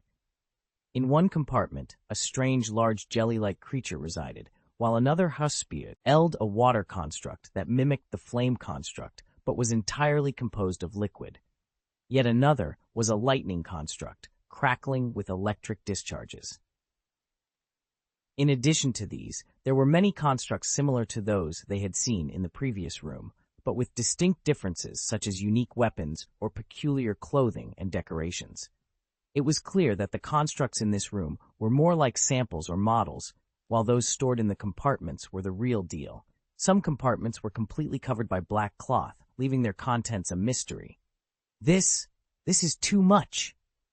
Even Percy, usually composed, couldn't hide his surprise. Master, what are you doing with so many magical constructs? Are you preparing for war? Tonks, who was well acquainted with Anduin, asked in shock, exchanging suspicious glances with the others. Don't worry, these constructs aren't as terrifying as they look. They just appear intimidating. As for their purpose, that's a secret for now, Anduin replied with a nonchalant smile, avoiding a direct answer. But does the professor want us to help test these magical constructs? They don't look easy to handle at all. Can we really do it? Hermione asked, her eyes fixed on a construct shrouded in black smoke, swallowing nervously. Don't worry, not all constructs need your help for testing. Many are still semi-finished products. You only need to help test the strength of a few, Anduin reassured Hermione with a comforting expression. With your strength, can't you test them yourself? Why do you need us? Harry asked, scratching his head in confusion.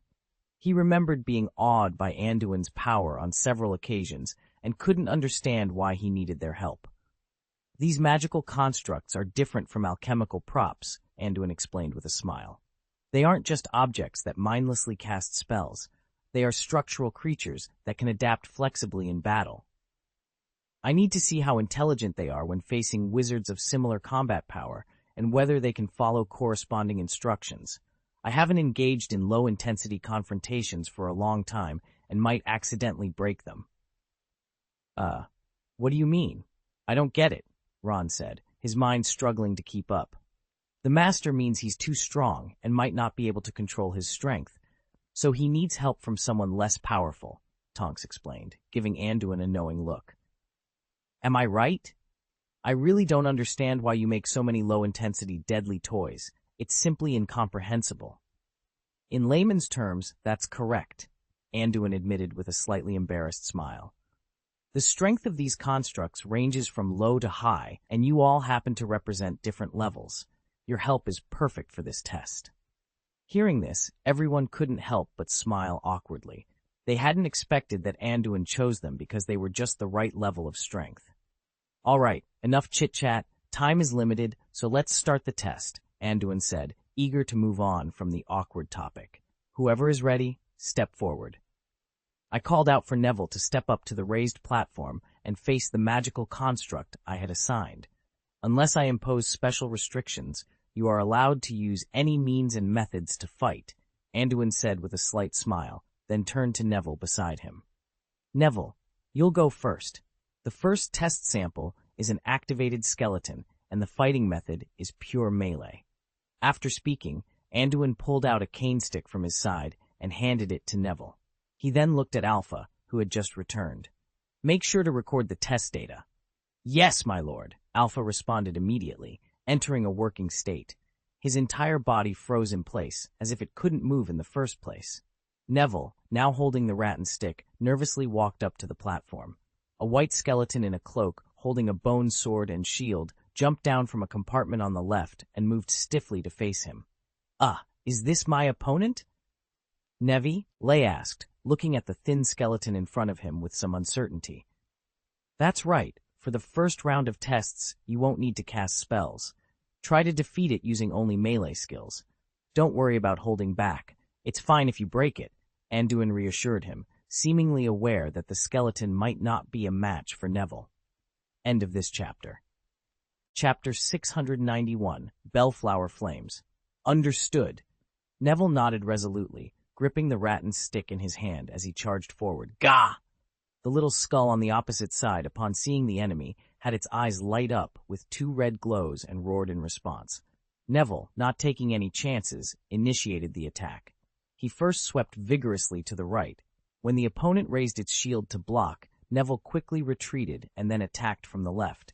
However, the little skull reacted swiftly, drawing its sword to block Neville's attack. It then raised its shield and pushed forward, attempting to repel Neville. Neville responded promptly, taking a step back and swinging his long stick to launch a series of violent blows. The skeleton swordsman remained calm, defending with a series of precise movements, not allowing Neville's attacks to land. This skeleton has slender arms and legs. I didn't expect it to be quite powerful. Neville thought to himself after several rounds of attacks.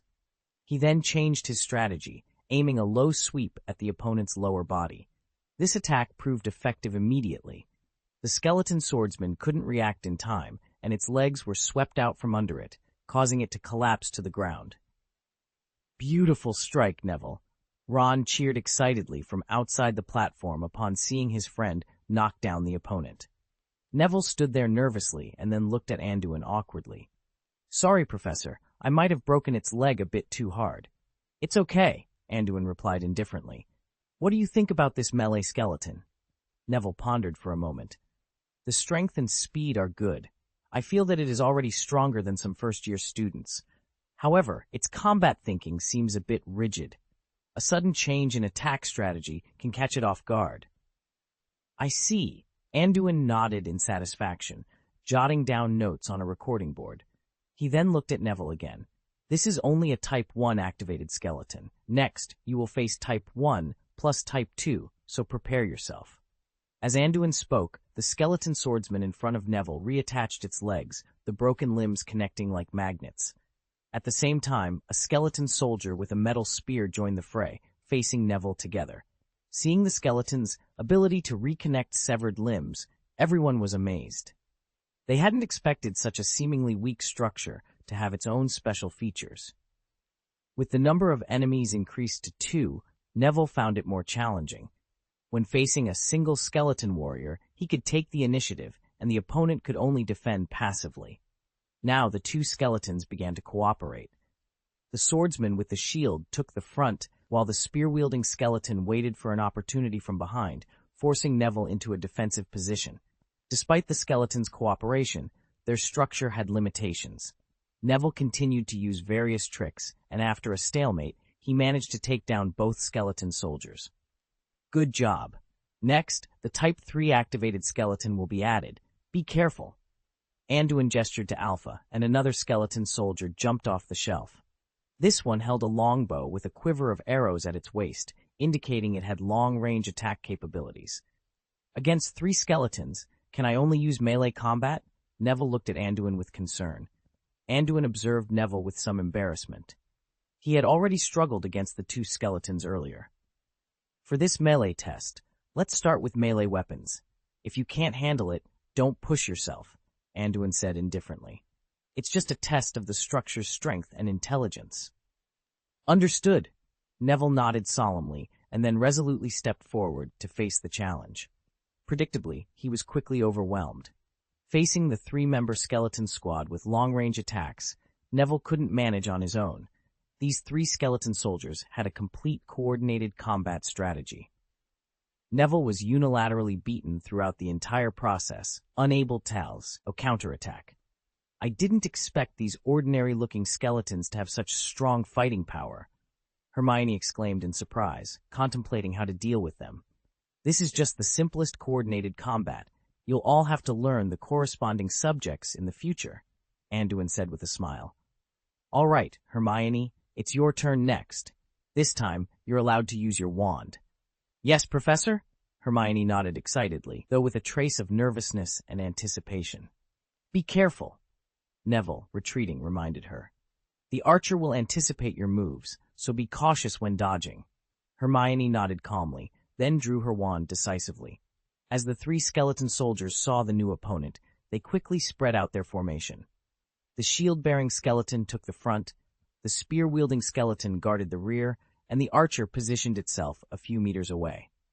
Expelliarmus! Hermione aimed at the shield-bearing skeleton in the front and cast a disarming spell.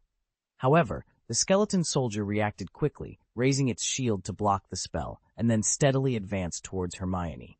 Simultaneously, the archer at the rear began shooting arrows.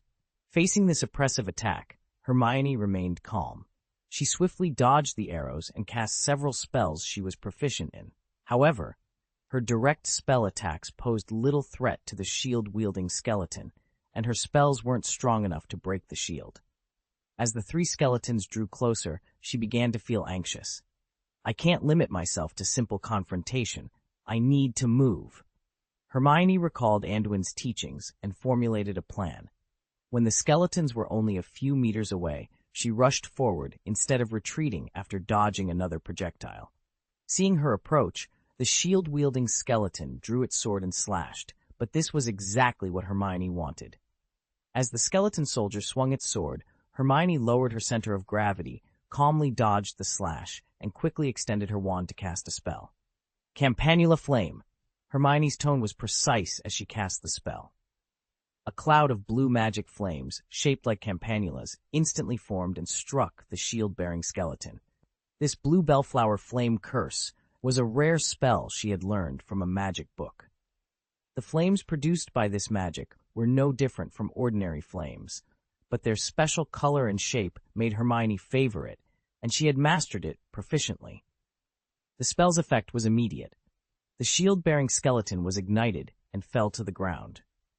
Seeing this, the spear-wielding skeleton quickly stepped forward to compensate, attempting to interrupt Hermione's follow-up attack with a strong thrust. Hermione was buying time for the archer behind her, but she wasn't an idiot. The moment she hit the shield-holding skeleton, she quickly created some distance and began using magic spells to unilaterally massacre the 2 remaining unprotected skeleton soldiers. After a while, the 3 skeleton soldiers lay quietly on the ground, resembling charred corpses. Wow! Ron exclaimed, swallowing in surprise as he watched Hermione kill the 3 skeletons so ruthlessly. The Black Wizard's attack had clearly brought her a lot of excitement. Good job, Anduin praised her appreciatively. Every battle has improved, which is very rare. Thank you, Professor, Hermione responded, barely able to contain her excitement. She still maintained her composure in front of Anduin, though this brief battle had allowed her to regain her confidence and gain a clearer understanding of her abilities. Professor, will there be a 4th or 5th type of skeleton next, or can we form a team to fight? Hermione asked eagerly, already a little addicted to the thrill of battle. Not at all. Anduin replied, pouring cold water on her enthusiasm. That's the end of the activated skeleton test. Next is another item, activated armor. Living armor? Everyone muttered in surprise. They then saw a blue light suddenly glowing inside an empty iron plate armor on the shelf next to them. The light emanated from its face, neck, shoulders, and other joints. Immediately afterward, the armor stood up as if it had come to life. The sound of its heavy steel plates hitting the ground and their friction made it seem like the vengeful spirit of a fallen knight. It dragged a large sword as it slowly walked out of the shelf and moved to the center of the platform. "Crush and die!" The armor shouted loudly once it stood still. The hoarse sound, like metal scraping against metal, made everyone present tremble. This opponent looked much more intimidating than the skeletons they had just faced. "Am I going to fight this guy next?" Hermione asked in horror, staring at the magic armor. The light shining from its helmet was like a fierce gaze, extremely penetrating. "No, this is not something first graders can handle right now. Its opponent is Fred," Anduin said with a smile, turning to Fred. "George, it's your turn to show off." End of this chapter. Chapter 692, The Furious Voldemort. I think this kind of good thing should be left to George VI.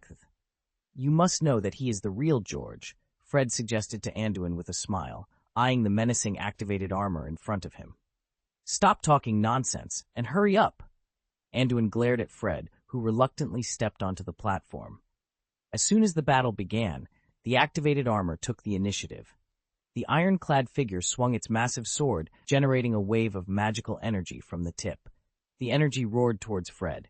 "Is this a joke?" Fred exclaimed, startled by the armor's long-range attack capabilities. He quickly dodged to the side. Just as he barely evaded the first attack, another slash from the activated armor followed. Fred, unable to dodge in time, hastily cast a spell. Expelliarmus, the repelling curse, practiced countless times, shot from his wand and collided with the sword energy. Boom! The violent clash resulted in both attacks canceling each other out. Fred exhaled in relief, realizing the opponent's slash wasn't as powerful as he had feared. But there was no time to relax. The activated armor, seeing Fred's ability to resist, raised its sword and charged forward, intending to overpower him with brute strength. Fred, not daring to delay, cast spells to block the armor's advance. However, his spells couldn't penetrate the armor's defense. The armor closed in and struck Fred, sending him flying. The battle lasted less than 5 minutes. The combat prowess of the activated armor surprised everyone. Though not as formidable as the steel structure they had faced earlier, it was still very powerful. Clearly, third-year students can't handle activated armor. We'll need to raise the application standards for this kind of construct, Anduin thought silently. This is unlucky. That Tin Woodman is too tough. My spells can't break through its defense at all, Fred muttered, wiping the sweat from his brow. Maybe it's because you're not using your brain, Tonks retorted, rolling her eyes. You keep using repelling and stunning spells. Why not try something else? But those are the strongest self-defense spells I know. Would anything else even work? Fred replied stubbornly. Combat isn't just about the power of spells, Tonks explained. The key is to target their weaknesses. For a construct with strong defense, it's more effective to limit its mobility. Sounds good in theory. So, how would you deal with this creature? I don't know any powerful transfiguration spells, Fred admitted, still shaken by the encounter. You don't need transfiguration, Tonks sneered. Use a combination of Aguamenti and Glacius, control the opponent, disarm it, and then it's just a sitting duck. Tonks' advice made everyone realize their mistake. The Weasley twins, in particular, understood they had fallen into a trap of over-relying on self-defense spells during training, forgetting to use other strategies in battle. All right, Professor, I should be the one. To fight next time, right? George immediately regained his confidence after being encouraged by Tonks and hurriedly volunteered. No, it's Percy's turn next. This isn't game time. What I want to test is the construct, not for you to practice casting spells. Anduin complained angrily, then looked over at Percy. Percy began to engage the activated skeleton in front of him. His strategy was somewhat similar to Tonks's previous approach to fighting steel constructs. Using high-intensity transformation spells to limit the skeleton's movements, and then ending the fight decisively. The activated skeleton could still exert a strong suppressive force against a third-year wizard, but when facing someone with more experience and targeted methods, its effectiveness was less pronounced. After testing the skeletons, Anduin prepared several other constructs for the group of young wizards to test. Some were humanoid constructs made of various materials, while others took the form of beasts or magical animals. This kind of test was carried out more than 10 times in succession. Anduin was particularly focused on the behavioral instructions and intelligence performance of the constructs. He did not require the young wizards to defeat their opponents. Rather, he seemed to be gathering specific information through their battles. "Okay, that's enough for today. Everyone can disband," Anduin announced after several hours, clearly satisfied with the results. "Thank you, Professor. Will we have another chance to fight these constructs in the future?" Hermione, tired and sweaty but still radiant, asked eagerly. The duels had clearly captivated her. "There will be opportunities, but not here," Anduin replied with a slight smile, then instructed Alpha to escort everyone out of the pasture. After completing the series of tests, Anduin closed the construction warehouse and returned to his office, where he was brewing something. During his work, Hogg returned from outside. "My lord, I heard from Alpha that you brought those kids into the construction room?" Hogg inquired. "That's right. I just asked them to help test the functions of those middle and low-level constructs, and the results were promising," Anduin said, raising the recording board in his hand with a smile. "But you exposed those constructs to them so early. Aren't you afraid of revealing your plan?" Hogg asked, bouncing up to the office table and mumbling lazily. "It doesn't matter. They likely can't guess the purpose of these constructs. From the previous tests, it's clear that these young wizards are very interested in them. Maybe the Different World Copy Project will be more popular in the market than the Magic Communication System plan," Anduin mused, recalling the excited expressions of the students who had seen the various constructs. "However, constructing these dungeons will take more time than setting up communication base stations, and they will need to undergo numerous tests," Hogg muttered expectantly. "Fortunately, we're at Hogwarts now, and we have those kids to help us test. Plus, we can benefit from Dumbledore's resources. It feels like we're getting a good deal. Well, the first dungeon is almost complete. Maybe we can send someone in to try it out," Anduin considered. "But Dumbledore always wants to use the first dungeon to lure someone in. Maybe our first visitor will be Quirrell. He can't even handle Lu Wei, the gatekeeper." Hogg rolled his eyes. "Do you think we should find a way to help him? The three-headed dog is easy to deal with." Anduin thought for a moment. "I can ask Dumbledore's opinion, but until he agrees, we'd better not interfere. Just wait." "Then why don't we create a temporary simple dungeon first, and let those young wizards try it out?" Hogg suggested. Since it was impossible to proceed in dungeon number, Hogg devised another plan. "A temporary dungeon?" Anduin raised an eyebrow, intrigued. "That's a good idea. At the very least, it can test whether the dungeon suites work properly. Let's try it after Christmas. It'll give those kids in the club something to do." "Hey, when the time comes, I'll be the big boss inside," Hogg exclaimed, lifting his head and howling fiercely. "Heh, they might end up playing with you for real. Be careful not to get in over your head," Anduin chuckled, imagining the amusing scenario. That night, besides Anduin and the other young wizards, there were two individuals in particularly complicated moods, Quirrell and Voldemort. "Master, today's intrusion was truly terrifying. Fortunately, it wasn't aimed at us. It was all a prank by Anduin." "No, he called it a drill," Quirrell reported, his voice trembling. Anduin's safety drill had affected Quirrell as well, keeping him busy all day helping to repair the castle. "Anduin Wilson is courting death. How dare he use the Dark Mark as a joke?" Voldemort's enraged voice hissed in Quirrell's ear. "I will make him pay for this." "Calm down, Master," Quirrell pleaded, terrified by Voldemort's fury. If Voldemort ordered him to confront Anduin, it would be a death sentence. He had no confidence in defeating Anduin, especially with Voldemort's current weakened state. "You coward!" Voldemort spat, sensing Quirrell's fear. "You're nothing but a waste. Why didn't you take advantage of the chaos at Hogwarts to find the Philosopher's Stone today? It was a perfect opportunity. Anduin and Dumbledore's whereabouts were unknown at the time. What if they were near the stone's hiding place? And there's that damned three-headed dog guarding it. I couldn't risk a direct confrontation and alerting everyone, Quirrell nervously explained. End of this chapter. Chapter 693, Quirrell's Choice. This is not an excuse you can use to quibble. I need to restore my strength, Voldemort interrupted Quirrell coldly. And your current body may not last long. I advise you to be honest and find a way to get that Philosopher's Stone. Yes, Master, Quirrell responded hastily. I have found a breakthrough, and that is Hagrid. I will definitely get a solution to that three-headed dog from him. However, Quirrell hesitated, I still need you to give me some more strength to ensure that I can persist until then. I also need to reserve energy to deal with the trouble behind the three-headed dog. I can't believe that Anduin only arranged for such a guard. Then go into the Forbidden Forest to hunt unicorns. Their blood can temporarily restore my strength. Voldemort's cold voice echoed in Quirrell's ears. Unicorn?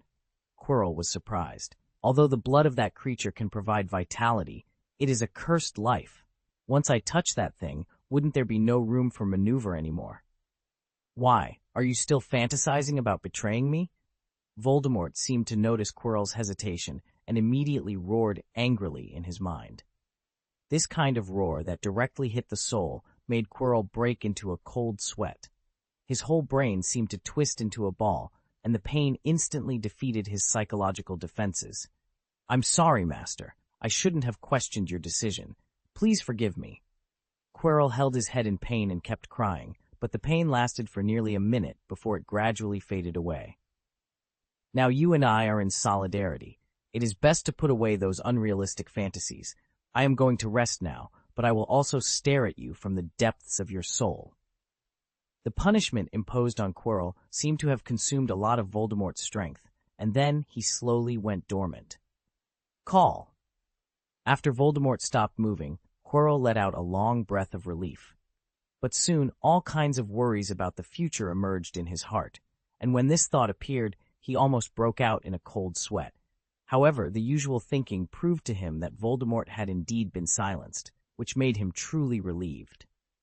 Hunting unicorns, stealing the Philosopher's Stone. I always feel that doing so may not end well, Quirrell muttered to himself. But my life and death are all in the Master's hands. Do I really have other chances?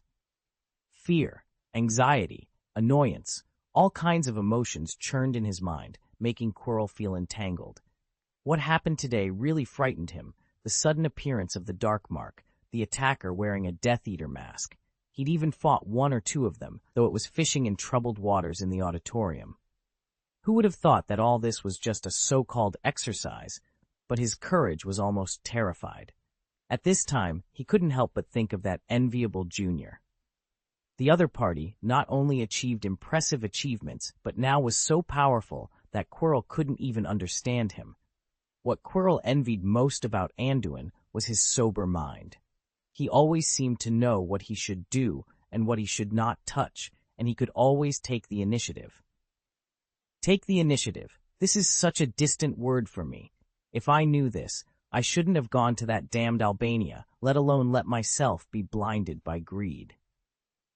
Quirrell fell into annoyed self-blame for a moment, especially when he thought that it was the weak Voldemort who controlled his life and death, and the opposite was the powerful Dumbledore and Anduin. But now, is there any other way besides obeying orders? Quirrell sighed sadly. But soon, while he was thinking wildly, a thought suddenly popped up in his mind that made him quite frightened. Maybe he will have a solution for me to solve all this?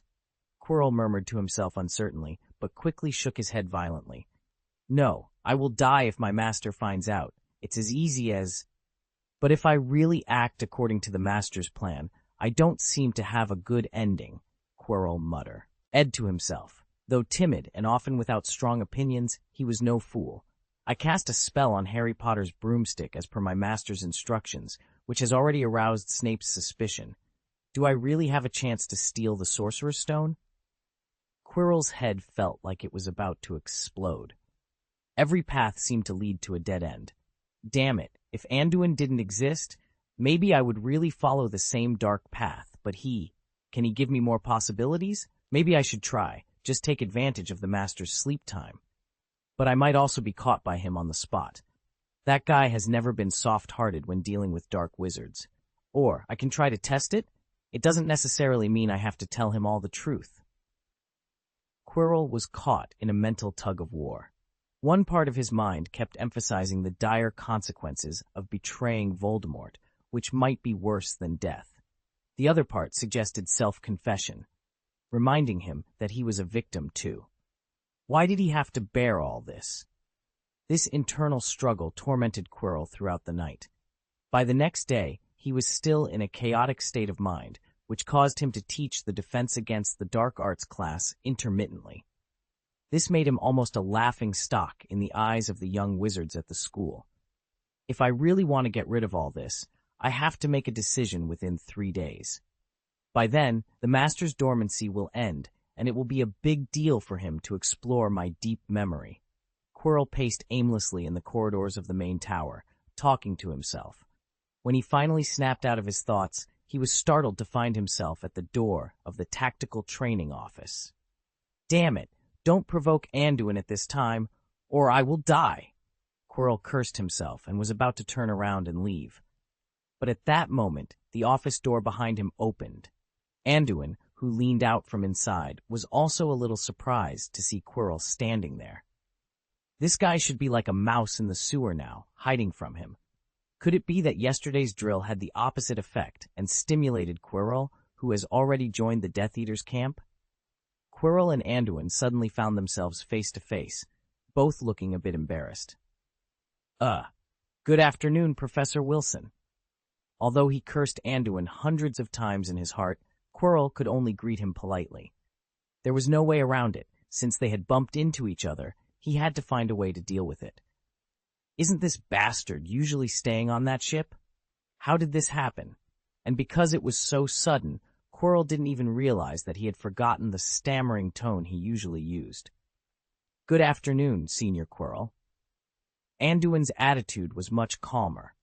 He had promised Dumbledore not to take the initiative to contact Quirrell, but that didn't mean he couldn't talk to him. You should still call me Anduin as before. Being so formal doesn't seem natural. We didn't have so many restraints when we were still in school. Anduin noticed that Quirrell's current situation was a little strange, so he instinctively tried to get closer.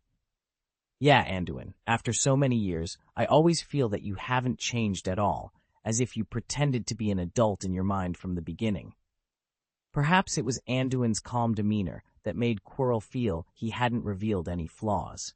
Or maybe it was the pressure he had been under, but Quirrell, gradually relaxing, found himself talking more than he intended. You don't look very good. Did you encounter any troubles? If you don't mind, you can share with me. Maybe I can help. I can help you. After all, we've been friends for so many years. Anduin noticed Quirrell's unusual behavior and couldn't help but probe. He wasn't some pedantic old man who only knew how to spy silently in the dark. Quirrell was a little moved by Anduin's words, but his cowardly side kept holding him back, preventing him from acting impulsively. However, the opportunity in front of him seemed too good to waste. After all, Anduin was very friendly, wasn't he? After pondering for a while, Quirrell couldn't help but blurt out, I've really been troubled by something for a long time recently. Then why don't you come in and sit down? You haven't been to my office yet, have you? Anduin immediately seized the opportunity, stepping aside to make way. Looking at the narrow passage beside Anduin, Quirrell felt as if he had come to a crossroads in his destiny. This decision could determine his future. Taking a deep breath to calm himself, he gritted his teeth and summoned all his courage to walk in. His demeanor was as if he were about to face a mountain of swords or a sea of fire, which left Anduin staring in bewilderment. What's going on? I'm not ready to confront you. Why do you look like you're about to be executed? Anduin thought. However, he also guessed that something significant might have happened to Quirrell, and now was a good opportunity to find out. Naturally, he couldn't let it slip away. Anduin? Quirrell began as soon as he took a seat in the office, not waiting for Anduin to ask any questions. I know that although you're not very old, you're already a well-known alchemist both at home and abroad. I wonder if you have any items or methods that can isolate the prying eyes of legilimency? Quirrell wasn't crazy. He couldn't tell Anduin directly that he was possessed by Voldemort. He didn't intend to be completely honest, but he genuinely needed help. Chapter 694, Mirror Brain. Oh, Quirrell's words immediately sparked Anduin's curiosity. Legilimency? Who is he trying to protect himself from? One of his Death Eater superiors? A wizard spying on him? Or maybe Dumbledore? Could it really be Voldemort? With all these questions swirling in his mind, Anduin even considered using legilimency to peek into Quirrell's inner world. However, he quickly dismissed the idea. Using legilimency on an adult wizard, especially one whose strength is unknown like Quirrell, could easily be detected. If he wasn't careful, he might alert Quirrell. And if he used low-intensity legilimency to remain concealed, he wouldn't be able to see any substantial thoughts. At most, he could determine if Quirrell was lying. That's it. The person Quirrell wants to guard against must be someone who can forcefully use legilimency to see deep into his heart. Otherwise, there would be no need to ask such a question. Realizing this, Anduin immediately grasped the key to the matter. It seemed unlikely that Quirrell was guarding against Dumbledore, as the old man wouldn't foolishly choose to startle the enemy. It had to be the Death Eater superior behind him, or simply Voldemort. Quirrell had rebelled. With just one sentence, Anduin saw through Quirrell's mind. It seemed his senior was not willing to fall into darkness. Indeed, there are many similar items, Anduin said, calculating Quirrell's possible thoughts. He wouldn't give up such a good opportunity. But different alchemy items have different effects. How strong do you need the resistance to legilimency to be? Anduin's question clearly piqued Quirrell's interest. Can all kinds of intensities of legilimency be prevented? Are there any items that can resist deep-thinking exploration? Deep thinking? It seems you've encountered quite a bit of trouble. Anduin raised his eyebrows in surprise. This immediately made Quirrell wary and annoyed. How could he have said so much? He blamed himself for getting carried away after hearing the good news. But Anduin didn't mind. Don't worry, Professor Quirrell. I don't care about your private affairs. Everyone has their own secrets, right? Thank you, Anduin, Quirrell replied with a sincere smile. So, is there really such an item that can resist the deep-thinking legilimency I mentioned? Of course there are, and there are more than one. Anduin smiled and took out a light green cloth strip with metal threads from his pocket. This is the Secret Keeper's Belt. As long as you tie it around your head, it can resist all legilimency explorations from the outside world, even the Forgetting Curse.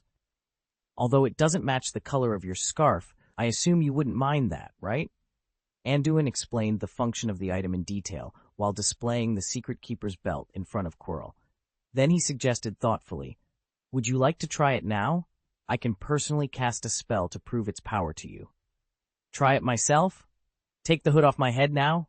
What a joke! For a moment, Quirrell wondered if Anduin knew his secret and was trying to tease him. And it's useless just to resist legilimency from the outside world. Voldemort possessed him. I'm sorry, this item may not meet my needs. Is there anything that can directly act on the deep layer of thinking for defense? Quirrell asked after a moment of consideration. Then he added, the item I'm looking for is actually not for my own use, but for a good friend. He wishes to have a magic item with a similar function. His current situation is quite special. I want to give him a special Christmas present. Oh, so that's the case. Anduin nodded, pretending to understand, but inwardly he couldn't help but sneer. Have you used all the low-level excuses? Making friends out of nothing?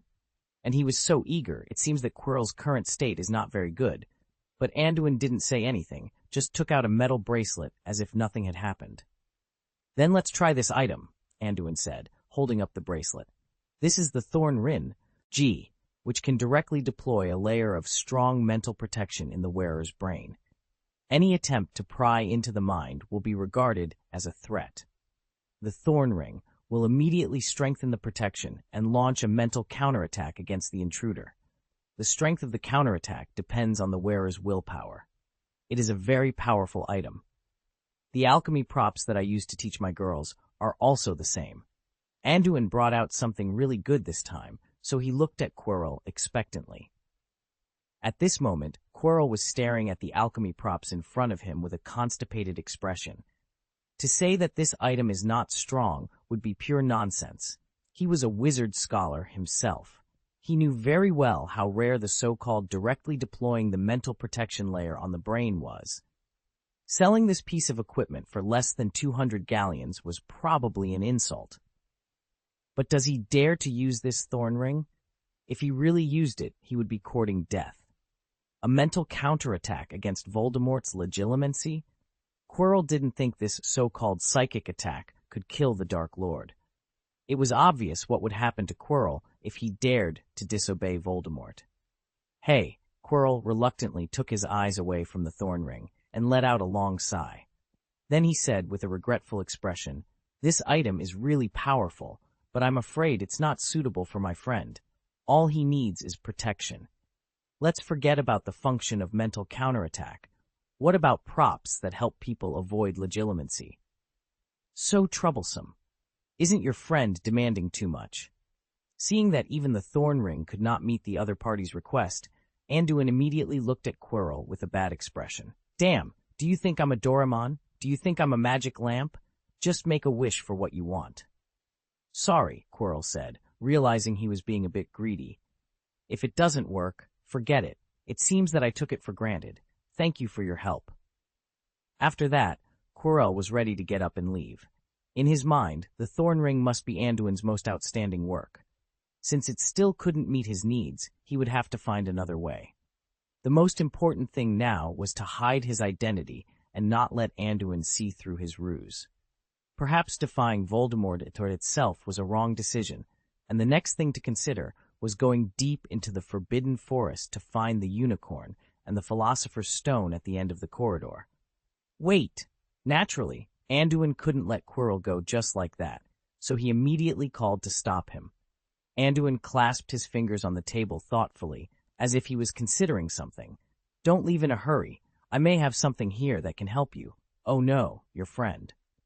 After finishing speaking, Anduin solemnly took out a wooden box from his body and gently pushed it in front of Quirrell. "Huh? This is..." Quirrell opened the wooden box with some doubts and saw a pendant with a strange shape. On a silver metal necklace, there was a pendant made of metal or wood, shaped like a walnut kernel. The complicated magic pattern flashing on it proved its extraordinary nature. "It's called Mirror Brain, and it's a work I developed recently. To be honest, it's still in the experimental stage. I don't even know if it can really work, but if it does, I think it will definitely help your friend," Anduin said, staring at Quirrell with burning eyes. Although this was not a treasure at the bottom of the box, it was not something that could be easily shown to others. If he couldn't get what he wanted, he would never let the guy in front of him go. "Oh, then what is its effect?" Quirrell asked, realizing that this might be his last chance. Hope suddenly appeared before him, and he felt a surge of excitement. As its name suggests, this is a device that can simulate the brain and mirror thoughts, Anduin explained. Once activated, it creates a false brain region that can be freely manipulated by the wearer, allowing their real thoughts to remain hidden beneath this fabricated memory. If someone tries to probe the wearer's mind using methods like legilimency, they will only see the information in this mirrored brain.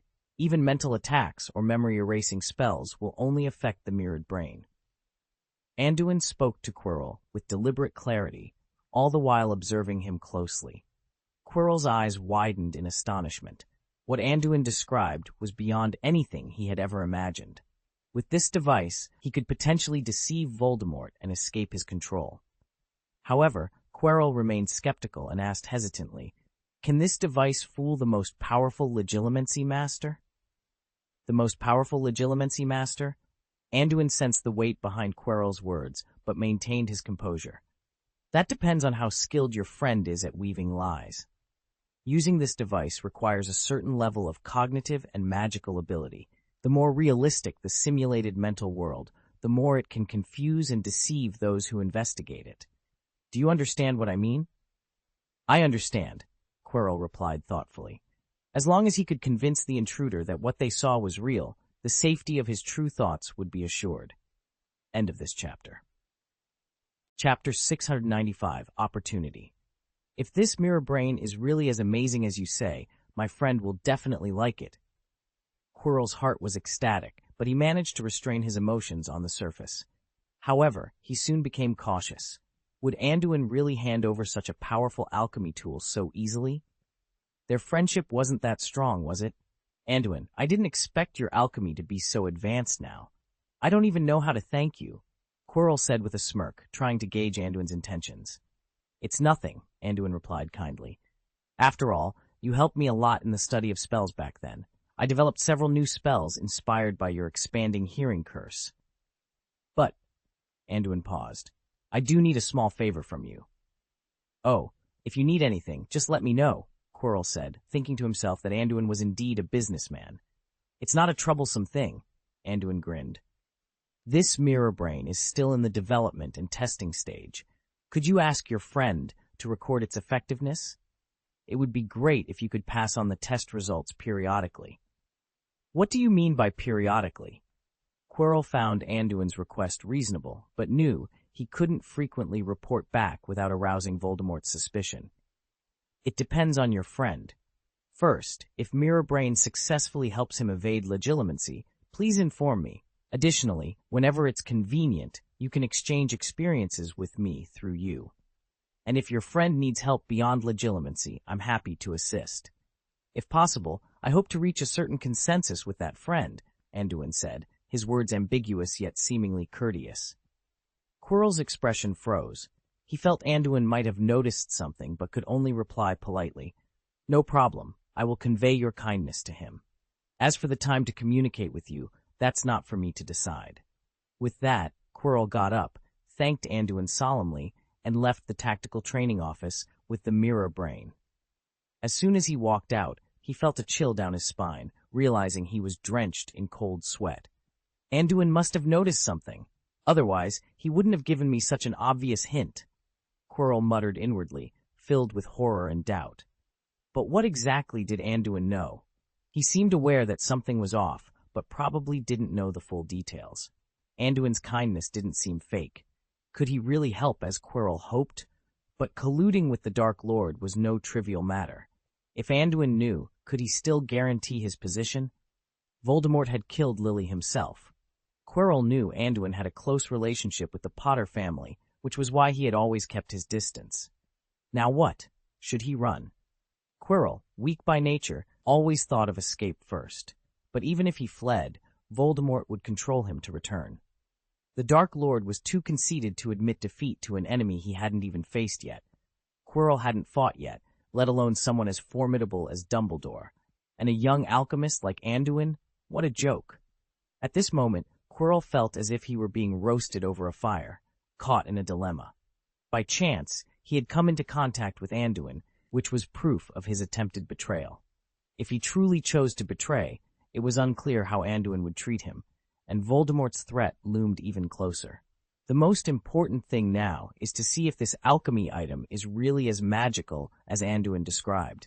If I can't hide from the Master's sight, my only option is to go to the dark side to survive. Quirrell thought, his face twisted with desperation as he looked at the pendant in his palm with a hint of longing. On the other side, Anduin was also deep in thought after sending Quirrell away.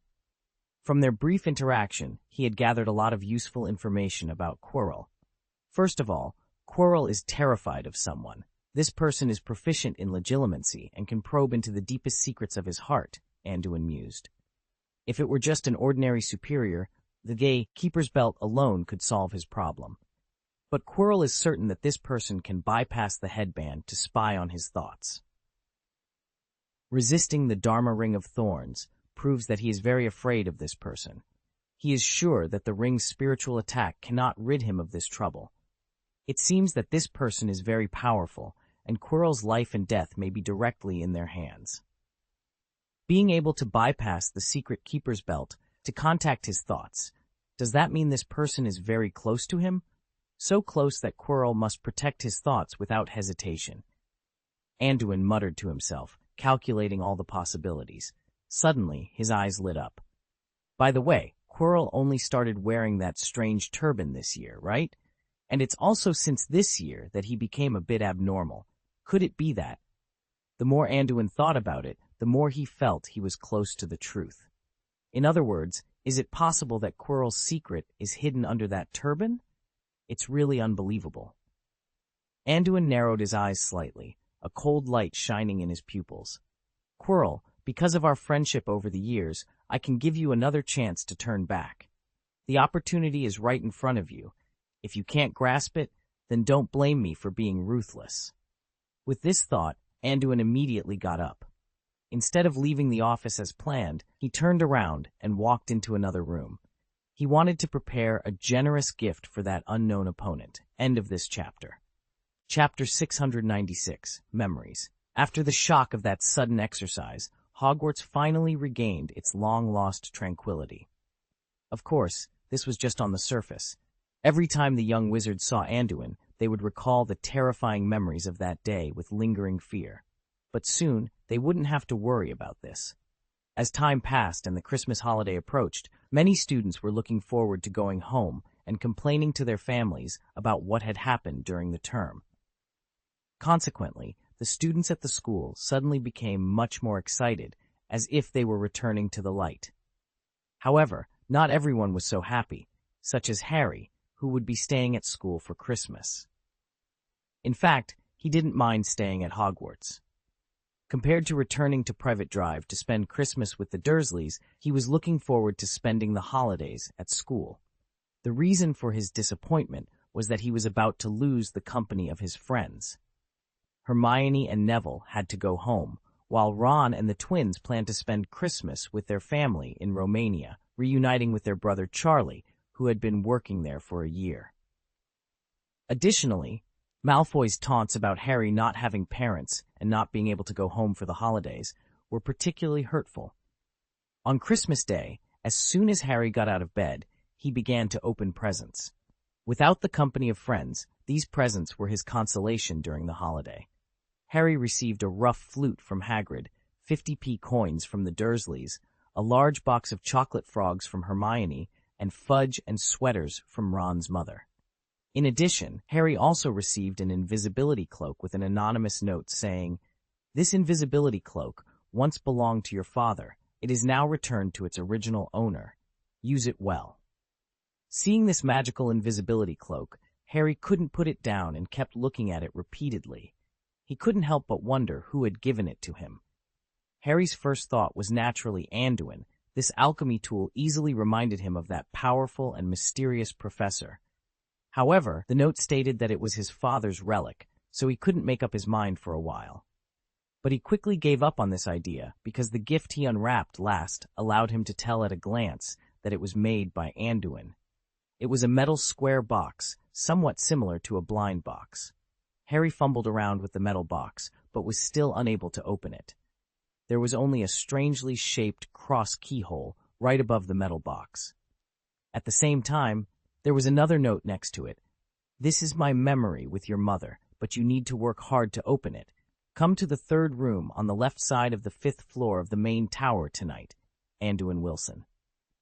Professor Wilson's memories of my mother? Does he have any special relationship with my mother? Harry murmured while holding the weird lockbox in his hand. He still remembered that the few words he had heard from Hagrid and Vivian all indicated that the new professor seemed to have a special connection with him. But after entering school, Anduin treated everyone equally and severely, making Harry forget this for a while. Now that the professor had taken the initiative to bring it up, he couldn't help but have endless reveries in his heart.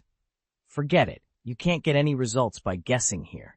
Let's find out tonight. I think Professor Wilson won't hurt me, Harry thought, suppressing the doubts in his heart. That night, in the dead of night, Harry put on the invisibility cloak he had just acquired and quietly walked out of the Gryffindor common room. When he arrived at the room that Anduin had mentioned, Harry found that it was actually a classroom that had long been abandoned.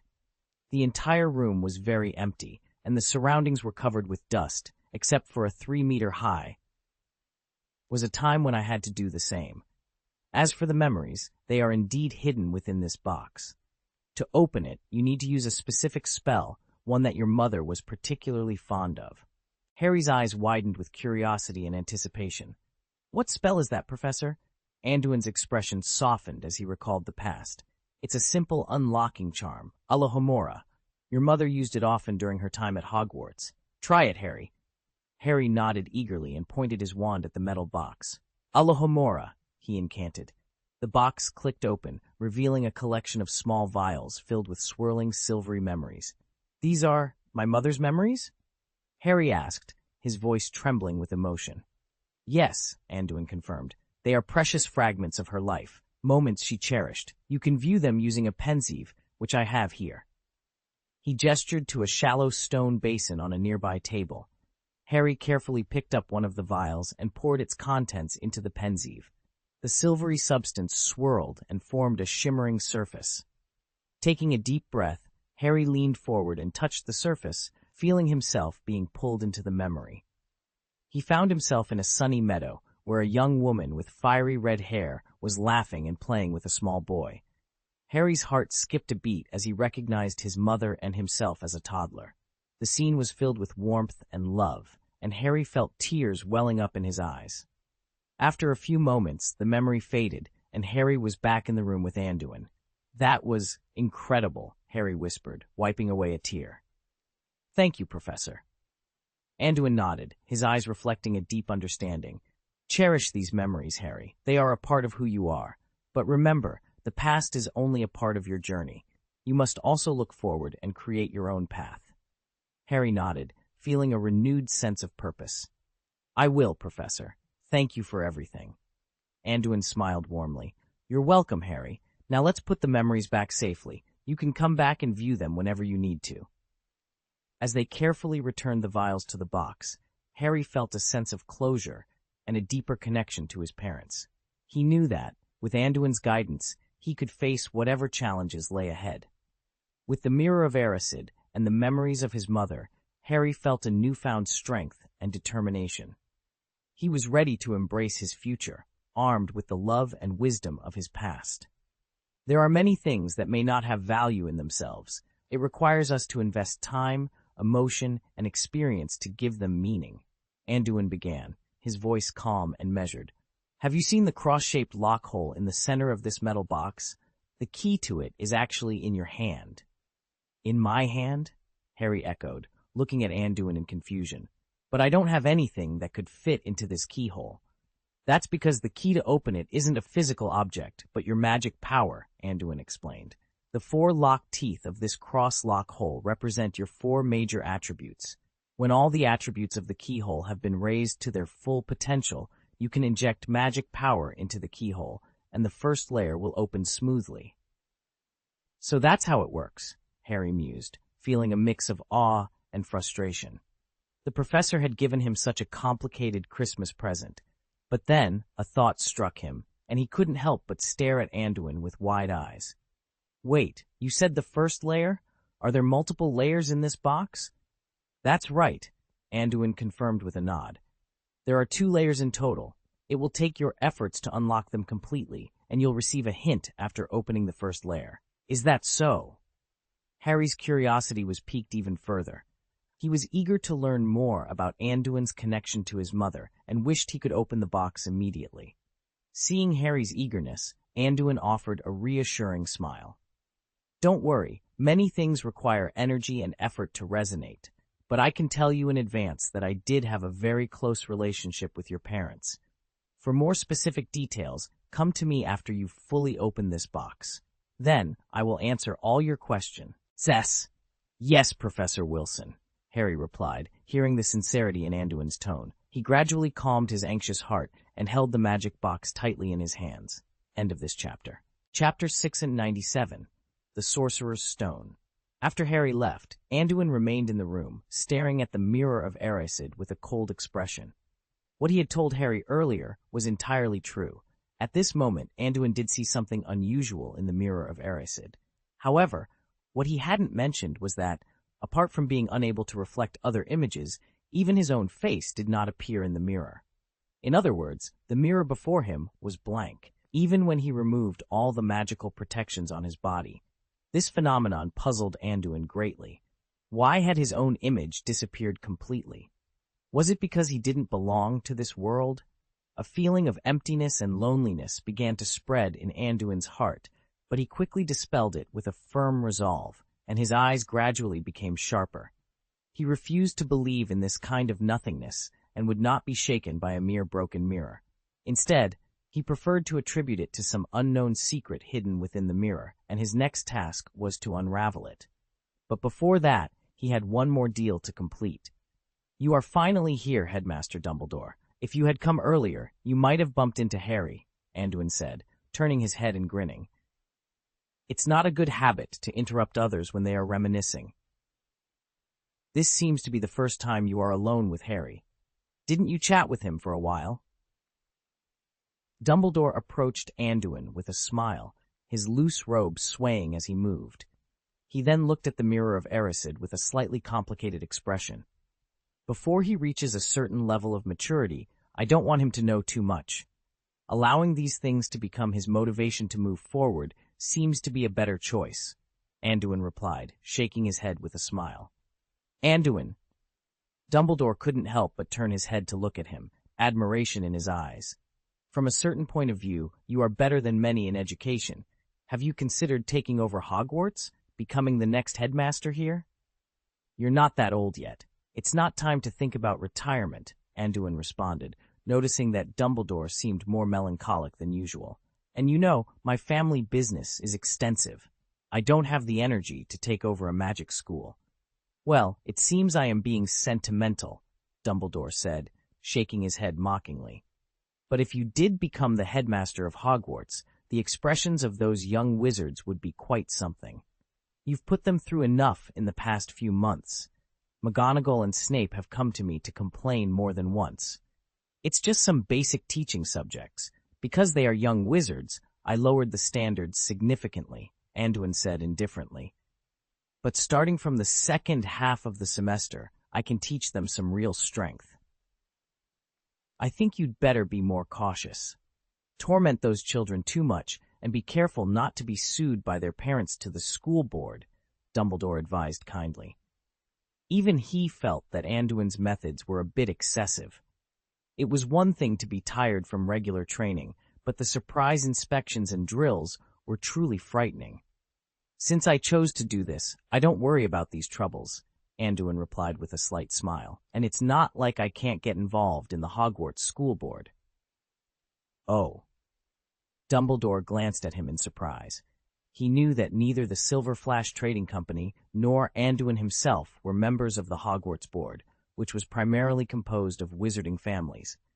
Although Dumbledore didn't hold any sectarian views, he couldn't change the status quo. Fortunately, most of the school's managing families were not pure-blooded, but they probably wouldn't let a muggle-born like Anduin have too much influence. It seemed that Anduin had more secrets than Dumbledore had imagined. But soon, Dumbledore changed the subject. "By the way, I almost forgot the main reason I came. This is something I promised you a long time ago. I have already asked Nick." Dumbledore took out a small leather bag, no larger than a fist, from his robes and placed it in Anduin's palm with a smile. Anduin knew this was the Sorcerer's Stone that Dumbledore had promised to lend him for study. However, Dumbledore had needed to consult the stone's owner, Nick Flamel, before handing it over. "Please thank Mr. Flamel for me. I am very happy to know him, a legendary master alchemist. It would be wonderful if I could share his experience in alchemy," Anduin said, his tone polite and composed, showing no signs of eagerness or ecstasy despite holding the coveted Philosopher's Stone. Dumbledore nodded approvingly, noting Anduin's calm demeanor. It confirmed his belief that Anduin was not driven by greed. "I think Nick would be happier if you could discover something new from the Philosopher's Stone. He has often complained to me that he created the stone unintentionally and couldn't replicate it. I hope so. If even Mr. Poe, Flamel, and you can't comprehend the mysteries of the Philosopher's Stone, it will be challenging for me. But I am grateful for the opportunity to study this treasure," Anduin replied modestly, shaking his head slightly. "Don't underestimate yourself. After seeing the innovative products at Silver Flash Firm, even Nick praised your ideas and has become one of your biggest customers," Dumbledore said with a playful wink, his demeanor light-hearted. Really? Anduin smiled slightly. Then perhaps I should ask the French branch to improve their service standards to ensure we don't neglect such an important customer. Oh, you know that Nick is in France? Dumbledore raised an eyebrow in surprise. Nick Flamel's whereabouts were a closely guarded secret. How did Anduin know? Anduin remained calm despite his slip of the tongue. I heard rumors about Master Flamel while traveling abroad and made an educated guess, but you have just confirmed his location. I am indeed one of the few who know his address, Dumbledore admitted. I'd like to take you to meet him, but like the Philosopher's Stone, I need his consent first. Thank you in advance for the introduction, Anduin said, genuinely interested in meeting the mysterious Nicholas Flamel. Even the Silver Spear Phoenix had struggled to find him. I think you will get along very well, Dumbledore said contentedly before his expression turned serious. By the way, it seems that Quirrell sought you out a couple of days ago? That's right, but he came to me on his own initiative, which doesn't violate our original agreement, Anduin nodded, understanding Dumbledore's concern about disrupting his plans. Did he reveal anything to you? Or did you notice anything unusual? I doubt he came to you without a reason, Dumbledore asked, narrowing his eyes slightly. Don't worry, it's not a big deal. Quirrell borrowed an item from me before and came to thank me. It seems the alchemy item helped him solve a significant problem, Anduin replied nonchalantly. However, Anduin paused. I want to ask your opinion on something. If it turns out that Quirrell was threatened and coerced, would you be willing to let him live? Dumbledore couldn't help but roll his eyes. You've already asked this question, so it's not a big deal? You obviously know something. Extraordinary. However, he didn't say anything to blame the other party. He believed that Anduin knew how to measure his actions. Dumbledore, after bowing his head and thinking for a while, answered, If it's true as you said, and since he hasn't caused any harm so far, I would like to give him a chance. After all, Quirrell wasn't a bad kid before, but Dumbledore looked at Anduin firmly. Can you ensure your judgment is calm? Don't be fooled by him. I have a measure of this, Anduin nodded, then raised his finger and pointed at the back of his head. He seems to have some problems here, so he can't help himself. Dumbledore curled his lips speechlessly. What exactly does this guy know? Do you have a plan? Although he wanted to get to the bottom of it, Dumbledore still showed enough trust in Anduin. It's not really a plan. Quirrell doesn't seem to have made up his mind yet, but judging from a recent conversation, my prop should have allowed him to get out of control temporarily, and I have given him enough hints. If he can't grasp it like this, then I can't help him anymore. Anduin sighed softly. A few days ago, Quirrell did come to him for a while. He was still very alert, but Quirrell also revealed that the mirror brain could indeed play a role and expressed his sincere thanks to him. However, when facing Anduin's olive branch again, Quirrell still seemed very hesitant. Okay, if you need anything, I can call you to cooperate. It would be great if Quirrell really changes his mind, but if he is still stubborn, I hope you will not soften your heart when the time comes. Dumbledore, who always showed the image of a kind old man, displayed a hard heart at this moment. You don't need to worry about this, Anduin replied coldly. He is not an indecisive person. End of this chapter. Chapter 698, Observation. After finishing the meeting with Dumbledore, Anduin returned to his manor in Godric's Hollow through a magical door. It was Christmas, and he didn't intend to stay at Hogwarts forever. Despite the late hour, the manor was still bustling with activity. The non-human creatures in his household were particularly lively, though Irene's phoenix was an exception, preferring simple and pure cooking. Ever since Anduin rescued her from the Silver Spear, she had developed an enormous appetite, consuming large amounts of food daily. Despite being the smallest creature in Anduin's household, she had the largest appetite. At this moment, Irene was feasting on a roast, suckling Tebow warthog, her slightly plump body hunched over the meal as if she hadn't eaten in days, even though she had just had dinner. Meanwhile, Hog and Shaltier were chasing each other around the manor, their antics filling the air with laughter and chaos. Since Anduin's colorful balls had been listed in the Silver Flash Trading Company, it had become the most popular Christmas product, and the two had been obsessed with it recently. This often resulted in a mess, with the manor's walls and floors covered in colorful marks, leaving Cheeky to clean up after them with cleaning spells. In contrast, Saul was the quietest, largely due to his laziness. He slept at night and napped during the day, watching the others' antics as if they were a sideshow. When Anduin returned to the manor, the chaos continued unabated, and the creatures barely acknowledged his presence. He decided to let them indulge a bit, since it was Christmas. After a quick glance at the lively scene in the living room, Anduin headed to his study. He was eager to examine the Philosopher's Stone he had just acquired. Sitting down at his research table, he carefully took the alchemical treasure out of its leather bag. The stone looked quite ordinary, with an irregular structure and a slightly translucent dark red body, resembling a common glass block. Even up close, it emitted no magical fluctuations and bore no magical inscriptions. For a moment, Anduin wondered if Dumbledore had made a mistake or given him a fake. However, Anduin didn't rush to conclusions. He first tried to inject some magic power into the stone. As soon as his magic touched the Philosopher's Stone, it vanished, as if absorbed into an abyss. The stone remained unchanged, both visually and magically. This reaction reassured Anduin that the stone was genuine. If it had been an ordinary Muggle item, like glass or a gem, it would have either exploded or shown some visible reaction.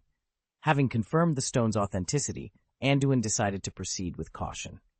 He pulled a tray-like apparatus from the side of his research table, equipped with several movable mechanical tentacles. Each tentacle ended in a different tool, such as a ring-shaped hollow lamp, magnifying glasses of various strengths, and small, maneuverable pliers.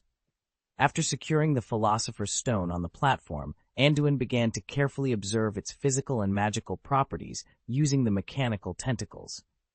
The light transmittance of the stone is medium.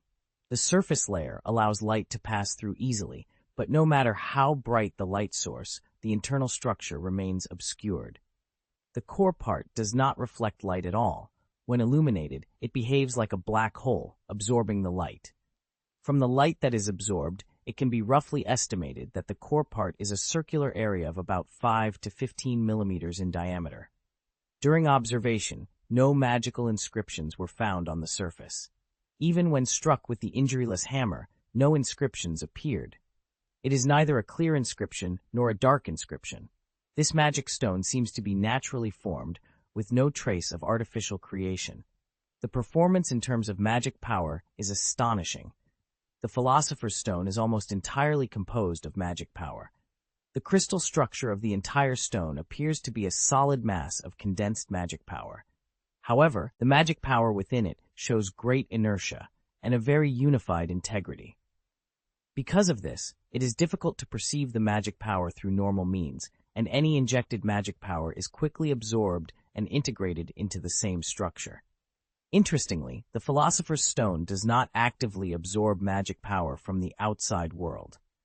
This raises the question, isn't its energy source supplied by absorbing free magic power like ordinary magic circles?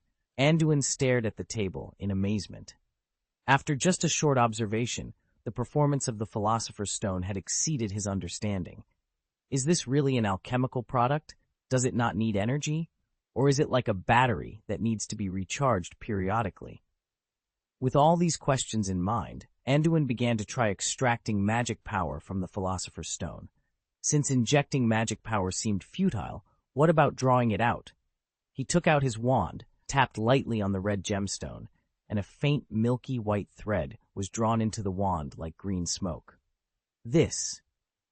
Anduin's eyes widened as he felt the magic power being drawn from the stone. What pure magic! No, this can't even be described as pure. It's simply primitive. Anduin discovered that the magic he extracted from the Philosopher's Stone was unlike any other.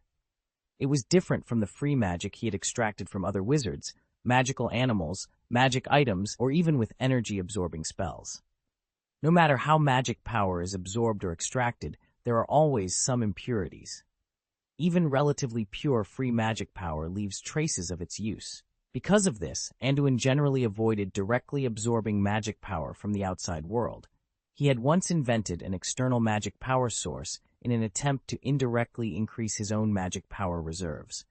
But after many attempts, Anduin found that any magic power not produced by his own body required a process of assimilation when absorbed. If there were too many impurities, it could even harm him. Therefore, although Anduin had many magic items enchanted with Energy Absorption Curse and Disability Curse, he seldom used them directly in combat. The magic power from the outside world, when entering his energy system, would not only be unhelpful, but could also interfere with his magic output. When he fought the Rune of Snake, he dared to absorb more than 1,000 points of magic power from high altitude because it was transformed by the lightning summoned by Sol. Thor had a very close spiritual connection with him, and the magic power related to Thor was relatively high. Additionally, Anduin's own level 5 Wild Thunder could transform natural lightning into highly compatible magic power. Despite the benefits, using magic power not produced by oneself can cause significant damage to the body. This was the case for Anduin, who had inscribed a permanent energy-absorbing spell on Enmi. The spell was designed to supply magic power solely to Enmi, and Anduin had never considered using that magic power for himself.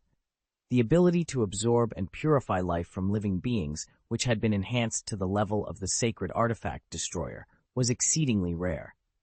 However, the magic power within the Philosopher's Stone seemed to be newly born from the world, devoid of any impurities.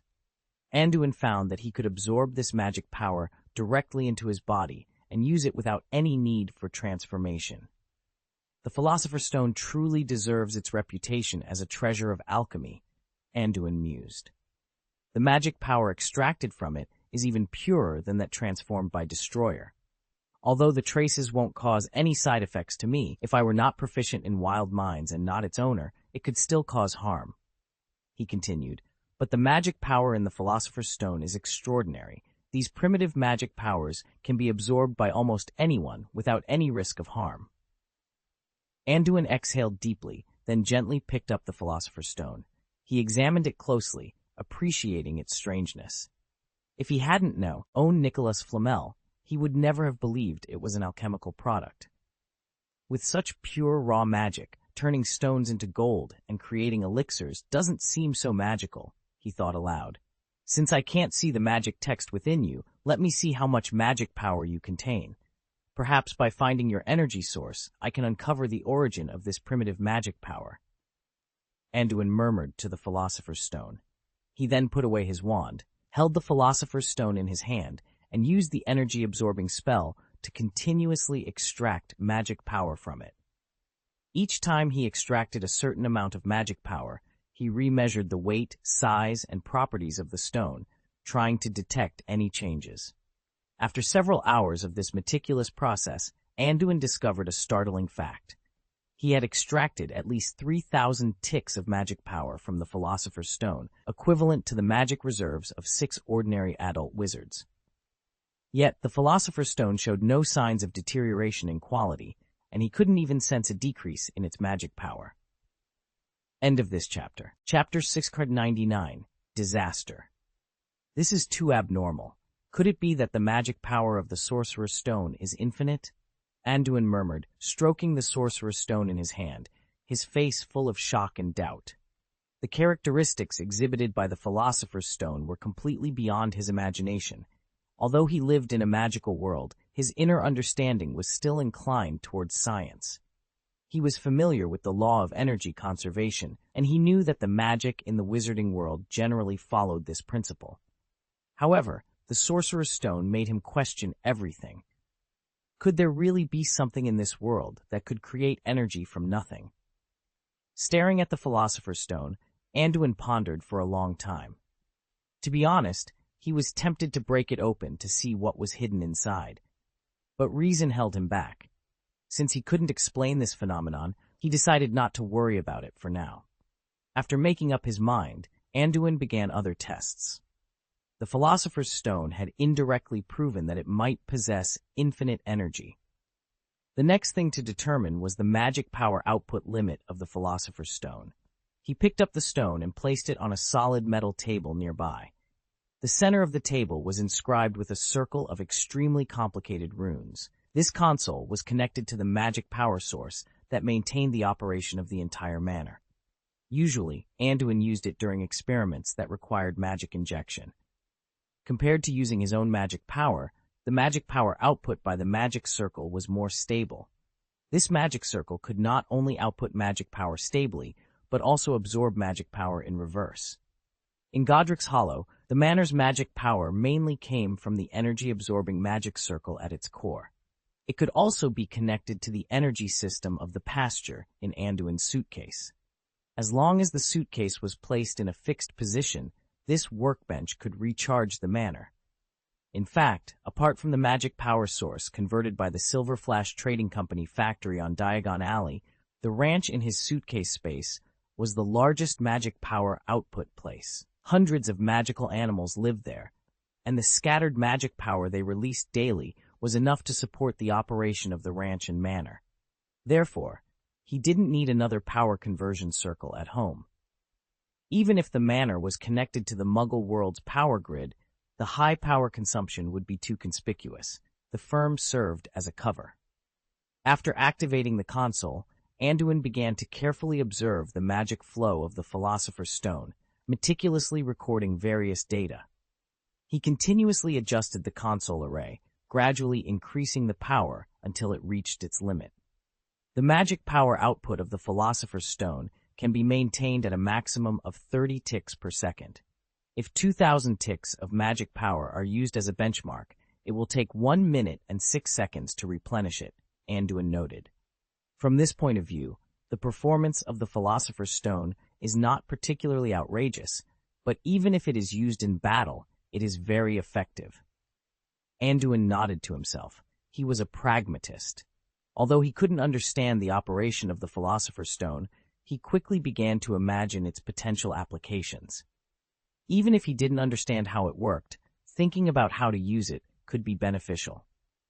Anduin conducted a series of experiments on the Philosopher's Stone. When it came to the bloodline identification test, the stone, which had always been extremely stable, finally showed a slight abnormality.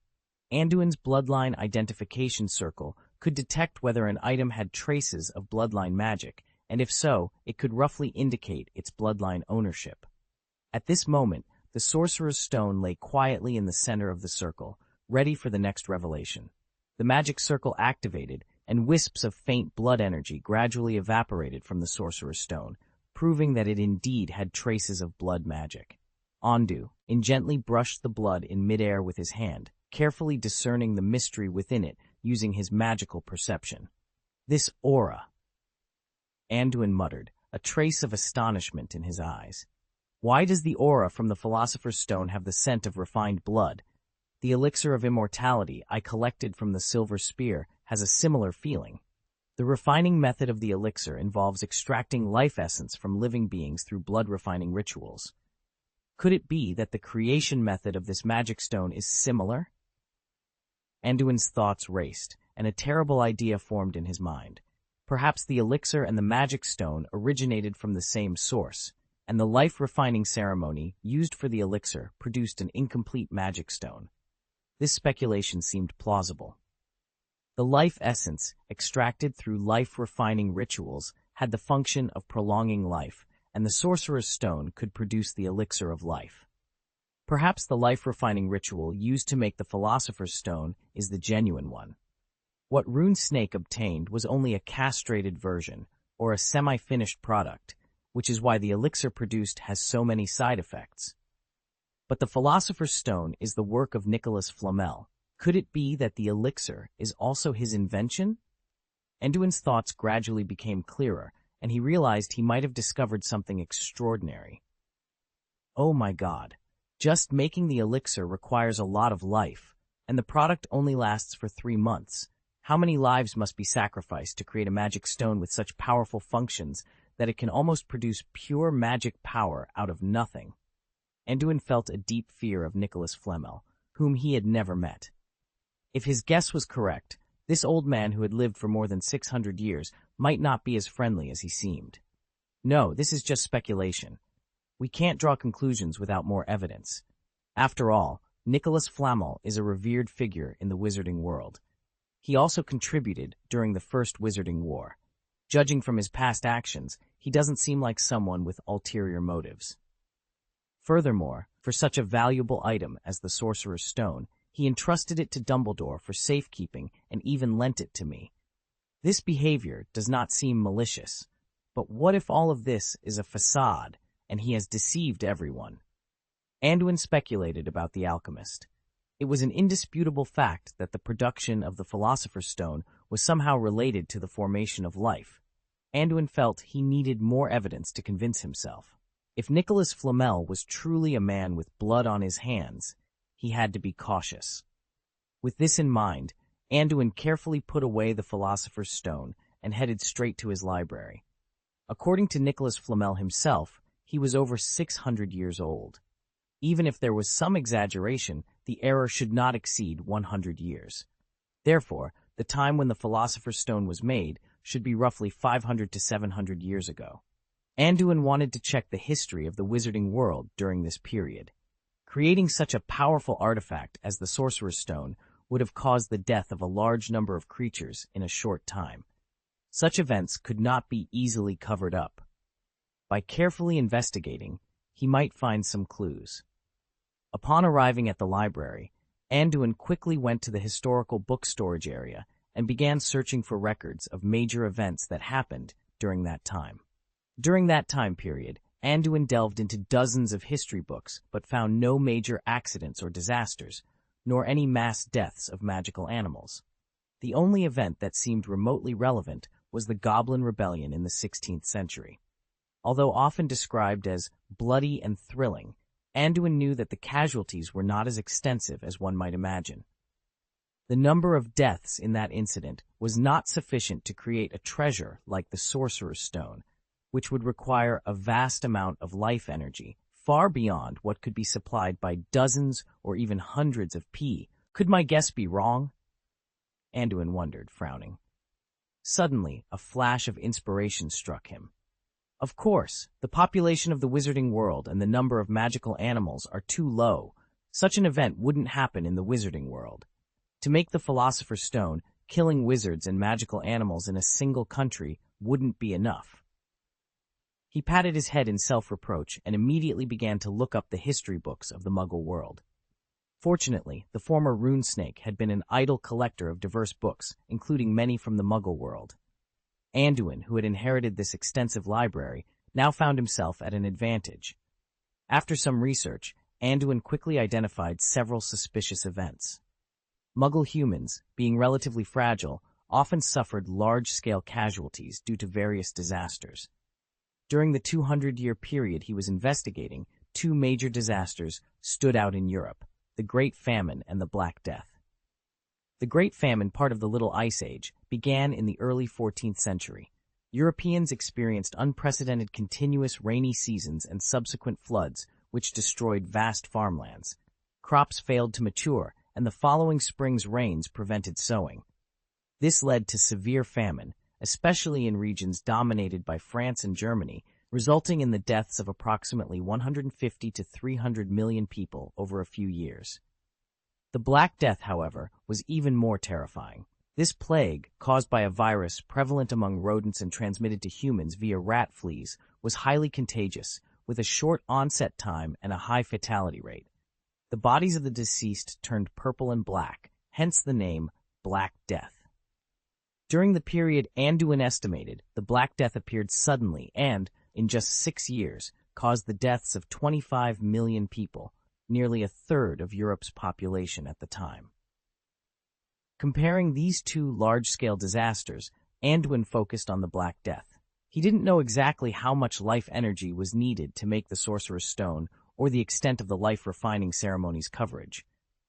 However, he speculated that creating the Philosopher's Stone would require a massive amount of life energy, ideally concentrated in a short period. The Great Famine, which lasted 10 years, caused many deaths, but the population was relatively scattered. In contrast, the Black Death was far more concentrated, affecting densely populated urban areas. In 6 years, 25 million people died, averaging over 4 million per year. Even if the life-refining ceremony lasted only 1 or 2 years, it could still collect an immense amount of life energy. The Black Death was a catastrophe that didn't just claim human lives, it also decimated livestock. From a wizard's perspective, the spread of the Black Death 600 years ago indeed had an eerie quality. Although plagues have appeared multiple times over the centuries, this particular one was uniquely concentrated and widespread. It emerged abruptly and vanished just as mysteriously. A virus with such a high fatality rate and rapid spread appearing almost overnight left Muggles completely defenseless. Once the death toll reached a certain threshold, the plague disappeared almost overnight. It seemed like a meticulously planned massacre. If the death toll was indeed manipulated, the implications would be even more terrifying. If it were me, could I concoct a similar virus? Anduin muttered to himself, then shook his head in frustration. Viruses fall under the realm of potion science and dark magic, like curses, which are not his areas of expertise. Perhaps he should consult Snape. Unfortunately, the event is too far in the past, and there are few samples and materials left. It's impossible to verify whether the Black Death was a natural virus, a curse, or a special potion. Was this massacre planned and executed by Nicholas Flamel, or did he merely take advantage of the situation to complete a life-creating ritual during the virus's spread? Anduin pondered. He had a strong suspicion that the creation of the Sorcerer's Stone was linked to the Black Death, but he couldn't definitively attribute it to Nicholas Flamel. After all, would someone really kill millions just to create an alchemical item? Anduin couldn't imagine doing such a thing himself. Although he wasn't a saint and had conducted numerous human experiments, he had a moral boundary and wouldn't harm unarmed civilians who hadn't provoked him. If Flamel were indeed a mass murderer, how should Anduin respond? Should he become an envoy of justice for the innocent victims? Not to mention whether Anduin could even defeat someone who had lived as long as Flamel. The plague occurred over 600 years ago, burying the truth deep in history. He might not be able to do anything now. I hope I'm overthinking this, Anduin sighed, temporarily setting aside his doubts. Before meeting Nicholas Flamel officially, Anduin didn't dare to slander a legendary master alchemist.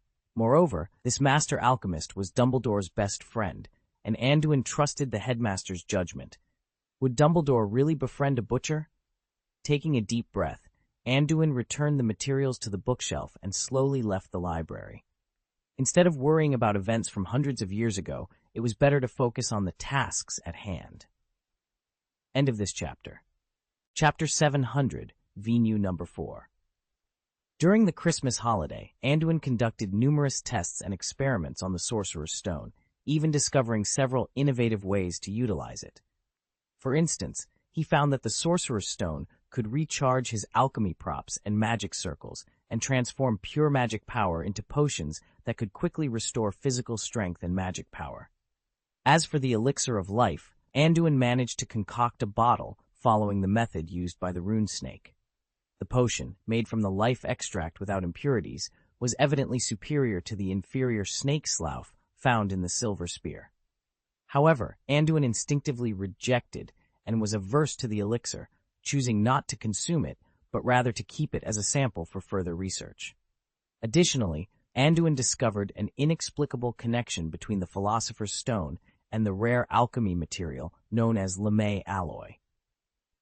This revelation did not surprise him, as he had previously speculated that the Flamel alloy might have been synthesized using the Sorcerer's Stone.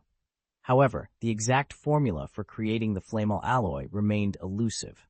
Despite his ongoing investigation into Nicholas Flamel, Anduin found that the information left by Flamel was scant.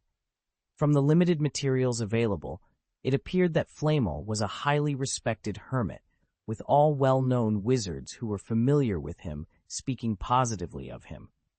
This made it difficult for Anduin to form a concrete judgment about Flamel's true character. He could only surmise that the creation of the Philosopher's Stone might be linked to the plague pandemic that occurred 600 years ago. After a fulfilling Christmas, Anduin returned to Hogwarts, where he found a large stack of complaint letters waiting for him in his office. These letters, from various pureblood families including Lucius Malfoy, protested against Anduin's teaching methods. The parents were particularly concerned about the high-intensity physical fitness and spellcasting training, coupled with sudden attacks, which left them anxious and fearful for their children's safety. Indeed, many young wizards had sustained injuries during this period, though Anduin had ensured the school infirmary was well prepared, preventing any major accidents. Anduin, however, was unfazed by these complaints.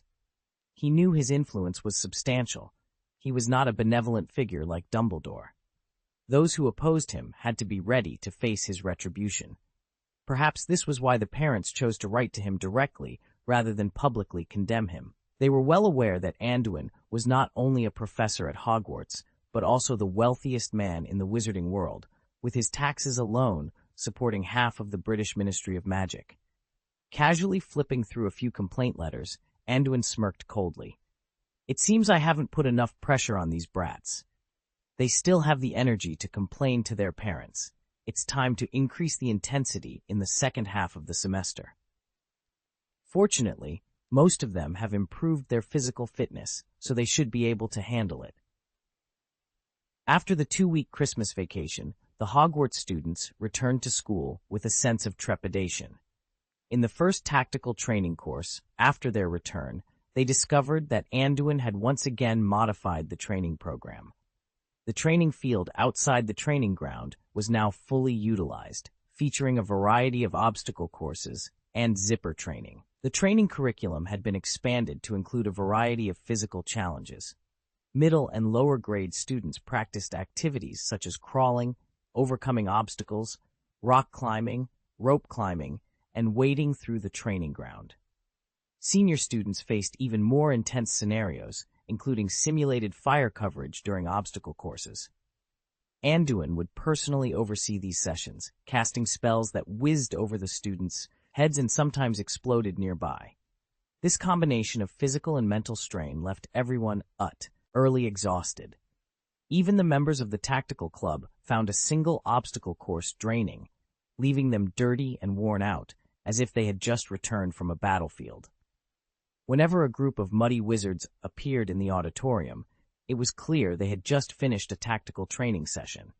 Initially, the Weasley twins would mock these bedraggled students, but after experiencing the training themselves, they could no longer sneer. One day, Harry and his friends, covered in mud, staggered back to the auditorium, their faces showing a mix of relief and confusion. They were too tired to think.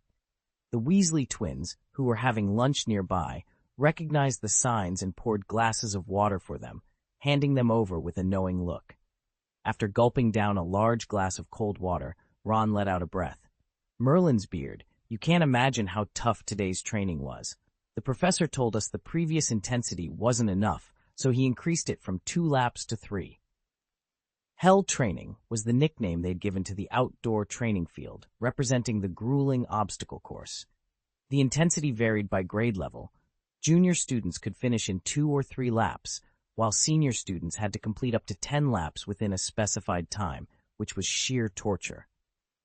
Those of us who have to run 5 laps haven't complained, so what are you whining about? Fred rolled his eyes. Come on, George won, you're 3rd graders. We were just kids who hadn't even started school a year ago. Ron retorted, glaring at Fred. Fred, annoyed by being called George won, sighed. It's not the first time the professor has increased the training. Hermione, equally tired, muttered, I heard from the 2nd-year students that their training has also increased recently. Your class is after hours, so it will probably be your turn soon. What? George and Fred's eyes widened in shock. Isn't this going to exhaust us to death? What's gotten into the professor? After Christmas, he seems like a different person. He was strict before, but now he's pushing us to the limit, George complained. Uncle Wilson has only been at Hogwarts for a few months. Maybe this is his true nature, Neville said softly. I heard from Tonks that the professor's training for her and the Aurors was even more intense. How do you know? I was there when Tonks was at school. Fred asked curiously. Neville has been corresponding with Tonks. He's more popular than you think. Harry laughed. Despite his usually simple and honest demeanor, Neville was ahead of everyone when it came to making friends.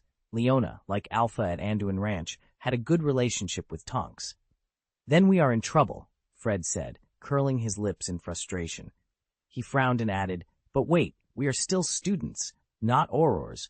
Does the professor really need to be so harsh on us?" Harry and Ron shrugged helplessly, unable to decipher Anduin's intentions. "This is indeed unusual," Hermione, always observant, replied. "In my experience, the professor isn't the type to force students into rigorous training. He even criticized someone for slacking off in the training room before. Even for those of us in the tactical club, the professor only comments on our weekly training volume and encourages us to train independently. He doesn't usually supervise us this closely," she continued. Harry, sensing Hermione had more to say, prompted her. "What do you think is going on?" "The current high-intensity training for all students feels like the professor is preparing us for something," Hermione speculated. "Preparing for what? Another safety drill?" Ron muttered bitterly, clearly intimidated by Anduin. Hermione shrugged, indicating she was just as puzzled. At that moment, Percy walked into the auditorium, drawing everyone's attention. A small metal ball hovered above his head. "Percy, have you mastered the induction ball?" Harry asked enviously, noting that no one else had managed to do so. "Recently, my intelligence has finally risen to Puss, and with the third evel levitation technique, I can barely maintain it for a day," Percy replied modestly. In truth, Percy had been training relentlessly for months, even through Christmas, making him one of the hardest working students at Hogwarts. "Percy, you're amazing!" Hermione exclaimed, looking at the ball above his head. "I can only control the induction ball for a little over an hour. I don't know when I'll catch up to you." "What? You can control it for more than an hour? When did this happen?" Ron asked, astonished. He and Harry struggled to maintain their training for even an hour. "Maybe if you weren't so lazy," Hermione retorted, giving Ron a cold look and raising her chin proudly. "Indeed, you all just played around during the Christmas holidays. Charlie has been training since he graduated," Percy said, reproachfully eyeing his younger brothers. They had visited Charlie in Romania over Christmas and found him training with multiple induction balls daily, which had motivated Percy even more. Yes, our model student is lecturing us again. Anyone would think you were our mother," Fred grumbled, giving Percy an annoyed look. "Don't be so talkative, George 1, Percy shot back, his tone more playful than usual. Perhaps his time in the tactical club had made him more mischievous. "I came to see you for a reason," Percy said, turning serious. "Professor Wilson asked me to inform you that there will be an additional tactical club meeting tonight. The time and location have changed. Gather at the training ground before 5 p.m. "What?" Ron exclaimed, covering his head in exasperation. The students had just been drilled to exhaustion, and now they were being told they had to go to that eerie place again. "Why do we have to go back there? The professor is going to make us practice at night," Ron complained. He wasn't alone. The rest of the group groaned in dismay upon hearing the news.